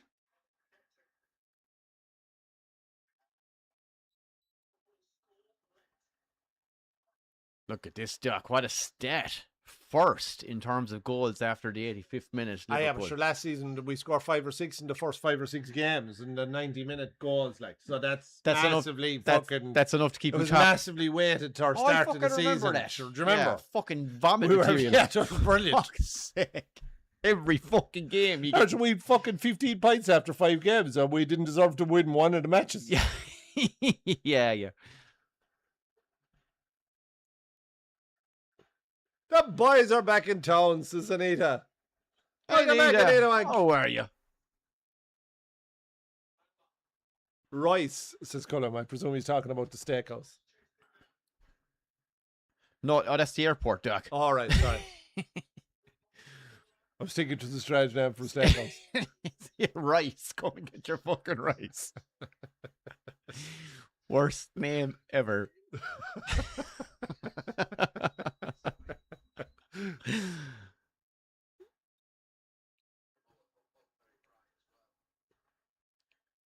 I think McAllister's done, Shane. I'm putting it out there. I've said it all last season. Like, he was our worst player last season. He was terrible. I think what's happened to him is what happened to Henderson. He's burned. He's gone.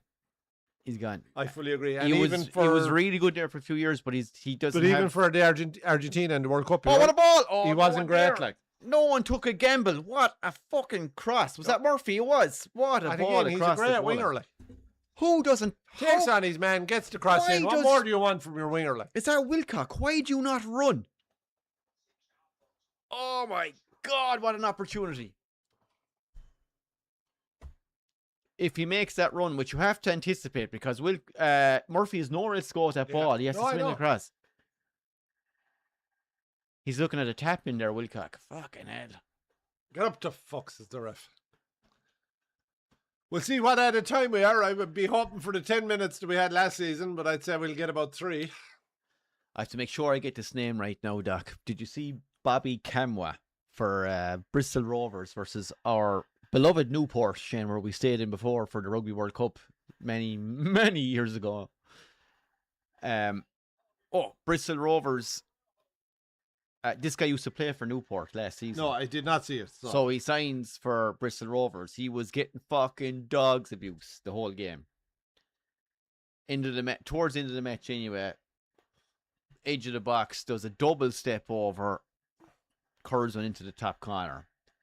Sprints from that fucking corner of the box all the way down to the far fucking corner where the fucking Newport fans were, and fucking giving it socks and all the shit being fired onto the field. They're calling it the Adebayor 2.0, and yellow card for patronising the fucking fans or whatever. And I don't mind a bit of shit. No, if you're getting it all day, you have to be able to give it back. Like, that's a bullshit yellow card. No, as far as I'm concerned. Getting it in the neck all day, sticks one in the top corner, and runs down. No, he did sprint into the field to 5 minutes at a time, Clive. We have time. Oh my God! Where did he throw that fucking ball? Straight Van Dijk with 10 meters, no one around him. He throws it straight. How they no one back here, like? Yeah. What, Cummins? Gets a corner. That'll do. Yet again, Shane, I must admit that Liverpool have shown their ability to sell players for decent money. Curtis Jones, 30 million to Inter fucking Milan. What's he gone? 30 million, unveiled, all that. What do you make of the Jed Spence one? I didn't hear that one. The Jed Spence one is odd. Where's that? What was that? He's gone to Inter Milan as well. Where? Spurs flogged him. Like he had a good World Cup. He looked like this guy could actually be half decent. Flogged Inter Milan. Strange.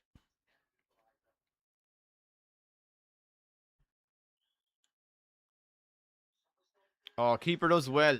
It's out to Frimpong. But I didn't think we could sell Jones, like, because again, we just don't have the fucking squad. I tell you, the player I'd have sold was McAllister. I heard that Jones probably would have. Yeah, McAllister's burned. And you probably would have got 30 million for him too, because he's Argentinian fucking... 60 or 70. I don't think so. I think his legs are gone. Clubs know that. I mean, he's come on here and he's usually an Energizer bunny and he's injected nothing. He's dead, man. And it was the same watching him last season. Even the World Cup final, I thought he was dreadful.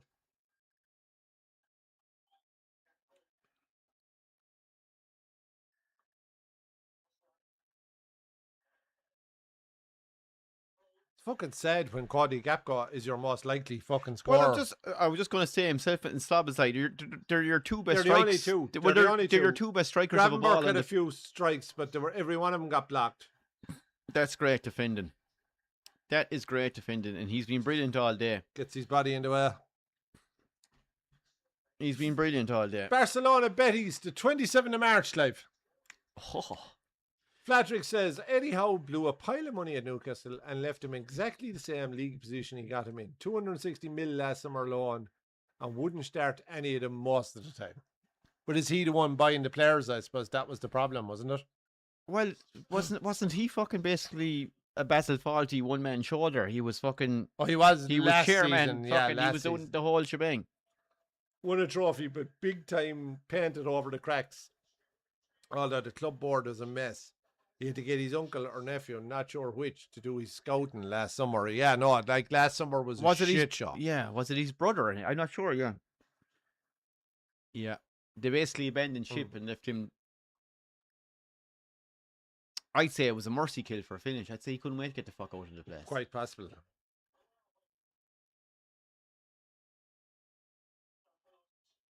And to be honest, once they sold fucking Tonali, I think he was done then. That was it. I'd say he probably went to him and said, look, forget about it. Was he gone before Bruno was sold? I think he was. I think he was. Yeah, but the writing was on the wall that Bruno was gone as well. Like, so. Yeah. It was kind of announced, but it wasn't official, if you know what I mean. Like, but it was in the papers. Frimpong's done all right, but he's ended up taking too much out of it, and he's lost the ball. There's no free kick there. I don't know about that, right? Absolutely no way. Even as a United fan, I have to look at that going, huh? Was that Lewis Hall? Like the man was strong, and then Frimpong was strong, and he fell over. That's a lot of bollocks now, like. Sar's coming on, my God. Handsome chef, fucker, fucking hell, he's turning bad. All his hair.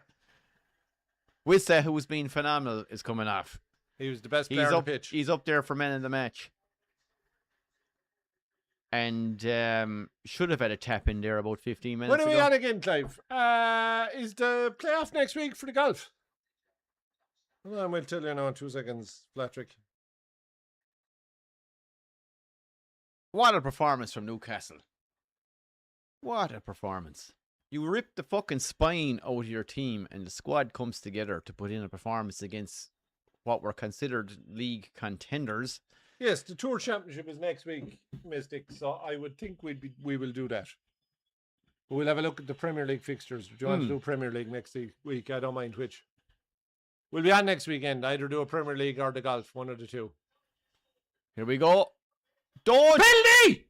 Ref says... Oh, will you go away, ref? He's giving penalty! Yes! Oh my God. Who fucking lunges in?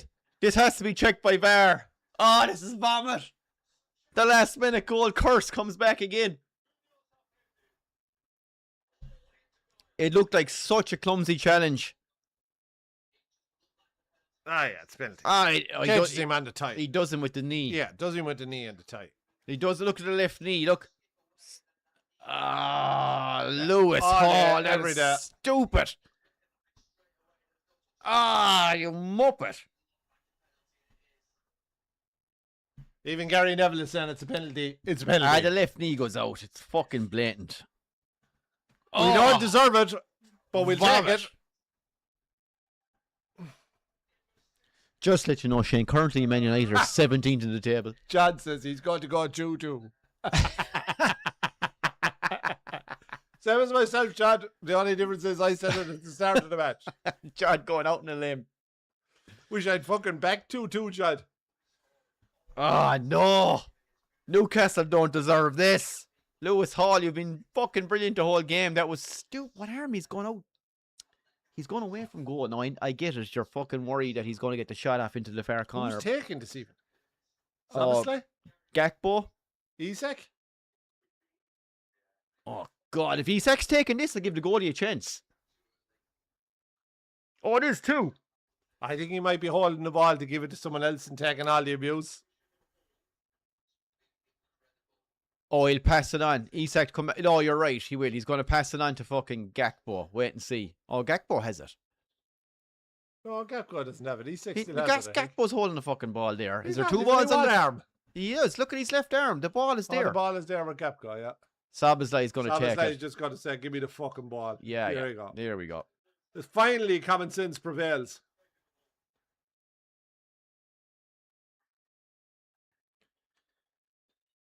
Oh, sickening.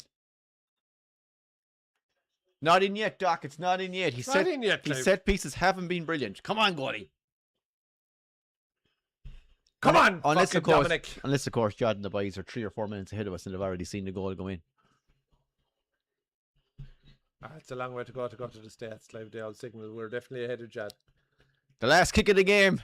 This is the draw at level. Oh, Newcastle don't deserve it. Will justice be served? Come on, Szoboszlai. Come on, goalie. The size you inside there, you should be able to grab this and hold on to it with both hands. Low and hard. Go for a dink, Szoboszlai. Hit the crossbar. Come on. Come on. Oh, what a pen! What a pen! Top pins! Get in! Oh, let's bomb it. Can we get the all predictions and all predictions chart going there, Clive? I think I'm 1-0 for the season. Not just the correct result. Did you correct score, Clive? Did you go 2-2? Correct score. Oh, that's some penalty. And no more deserved, but it doesn't matter. Great pen. Heartbreak for Newcastle. Great pen. Hall with a clumsy... It's an exceptional penalty. The pressure, outrageous. Gordy goes the right way, and it's just... It's top. Like it's gone past him before he dives even. Do you know that kind of way? You're only diving for show at that stage. Yeah. Lewis Never Hall. had doubts, Chad. Never had doubt. Goal bag, Lewis Hall. And what harm, you had a great game. You wanted United to side him, Clive, huh? I even said we'd take him into Liverpool. The ref's about to blow Maybe the deal is done. He was giving us an old pint before he signs, like. And it's all over, folks. Is that. And as a United fan, the only thing I had to cling on to the whole weekend's been ripped from my fucking arms. It's been a shit weekend all around for United fans. But I have to say it, like, from a Liverpool fan's perspective, very, very worrying. We are very light in terms of our squad. I don't see any change from the slot ball of last season. All of the same problems with our fullbacks and McAllister still exist. Unless, I said to you at the start of it, I have massive concerns for Isaac defence. does not look like, he doesn't look like a £25 million player, not to talk of £125 million player. You reassured me at the start of this game that Liverpool's defence is not cause for concern anymore. I think it's massive. It's coming from midfield. Your best defender is in his mid-30s. But your two fullbacks can't defend. But we weren't really opened in general play. We were opened every single time when we had the ball. That was one. Yeah, but Elanga swung another one across the box. There was plenty of chances for Newcastle. But like most of them came on the break. It's all stemming from the break. No, true enough. Yeah, on the counter attack, you're there to be slaughtered. Are getting annihilated on the counter attack, and the problem is the two that are back are our two fullbacks when we have corners. Oh, Newcastle are sick. I'm sick. Cheers, Oh, lads. he's I'll give you a fucked up. shout about the canoeing. Doc, give you a shout if you want a game of golf during the week. Sound, Rob. Sound. I'll give you a text when I know what my story is come Monday or Tuesday. We'll see what's on next weekend, so Doc. What are we looking at Premier League wise, Clive? Well, obviously, you've Chelsea Fulham tomorrow night. We won't be covering that No. one. So, next Friday night, you've Crystal Palace and Man City. No. You have Liverpool Forest Saturday morning. No. Bournemouth Everton, Coventry No, there's Hull. nothing on the Nothing Saturday. on. You've Spurs and Newcastle on Saturday even.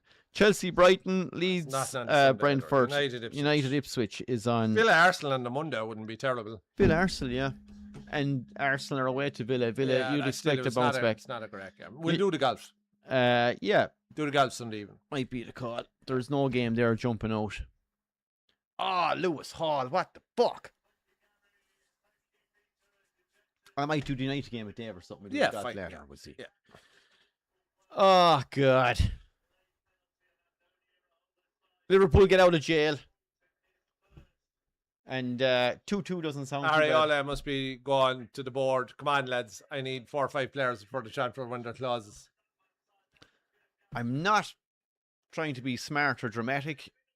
You ain't contending for a title with that team. Not to hope. Unless Ekitike comes back and scores a shit But ton he's of not goals. back till, I'd say, November. We'll be out of it by the time he comes back. It's it's worrying times because Very Sabazai's wasted as the whole midfielder. Yeah. McAllister can't do it anymore. Gravenberch wasn't really fucking dominating for a big fucking ledge. No, it wasn't good, no. But look, at the end of the day, it's 2-2. No, I think, Johnny, if I was redoing my top 4 prediction after watching that, I'd have Liverpool in 4th rather than 2nd. Arsenal, City, Brentford, Liverpool, Chelsea. You're going Brentford 3rd. So I'll swap City and Liverpool. We don't have the squad depth. No. So. And City still have time to bring in more. No, and that was my optimistic preseason fucking hat on. So Oh, jeez, I had one of those on yesterday until about lunchtime. yeah. Anything else? Clive almost sounds like he doesn't like Liverpool. Who, me, Chad? No, I'm always impartial in my football coverage, especially doing Liverpool games. Just as Shane is when we do United games. I always try and be an impartial, Clive, but do I like to see United lose? Yes, I do. Oh, same as. Now, look, I could respect the Liverpool team there from a few years back when they were a title-winning side, but that's not even related to a title-winning side. We're not anywhere close. I'm not saying the United team are either, by the way. We're 3 or 4 players away minimum. Oh, minimum, Doc. You need 2 fullbacks. You need 2 midfielders. Well, I don't think we need 2 fullbacks because we need. To me, I think Bradley's good enough. So I think we need a left back. I think we need a midfielder. I think we need a striker, and I think we need a winger. So there's 4. Brighton top of the table. Arsenal on. Brighton are, yeah, goal difference. No, sorry, Brighton. Yeah, currently, sorry, with the game tomorrow night. I was thinking Brentford in my head, and I said they won 3-0 as well. Brighton top of the table. Who'd have thunk it? If Benny was here and he's Brighton top, Shane, sure. Wait and see. No, Brighton will go on a run. They'll be top of the table. He'll want to come back, the bollocks. Right. We'll leave it there, folks. Everyone who joined us, thanks so much. We'll see plenty of us over the next month. We might be on every week because, again, it depends on the quality of the fixtures. We have a few things that are coming up that we will like to do. The Katie Taylor fight on the 5th of September. We will probably do that, I think. Solheim Cup, President's Cup possibly, and the Church Championship. So you may not see as much soccer over the month of September. It depends unless on there's the an out-and-out cracker of the fixture. Again, we'll try and encourage everybody, if you haven't already, subscribe, hit like. And check us out on WhatsApp, the Great Mad Sports Community Channel, and you'll see updates there as well. And we will be scheduling all the lives at least 24 hours in advance. So you should get, if you have the notification button hit, you'll find out. If you're in the WhatsApp community group, we'll put them up there too. So and you'll see the few odd meme and stuff like that, and GIF and thing that we find funny from the week's football coverage from around the world of the internet on the WhatsApp group. Yeah. All right. Cool. Clive, thanks everyone. Thanks everyone. Sound Jad. We will chat to you soon. Sound Doc. We'll talk again, folks. Bye now.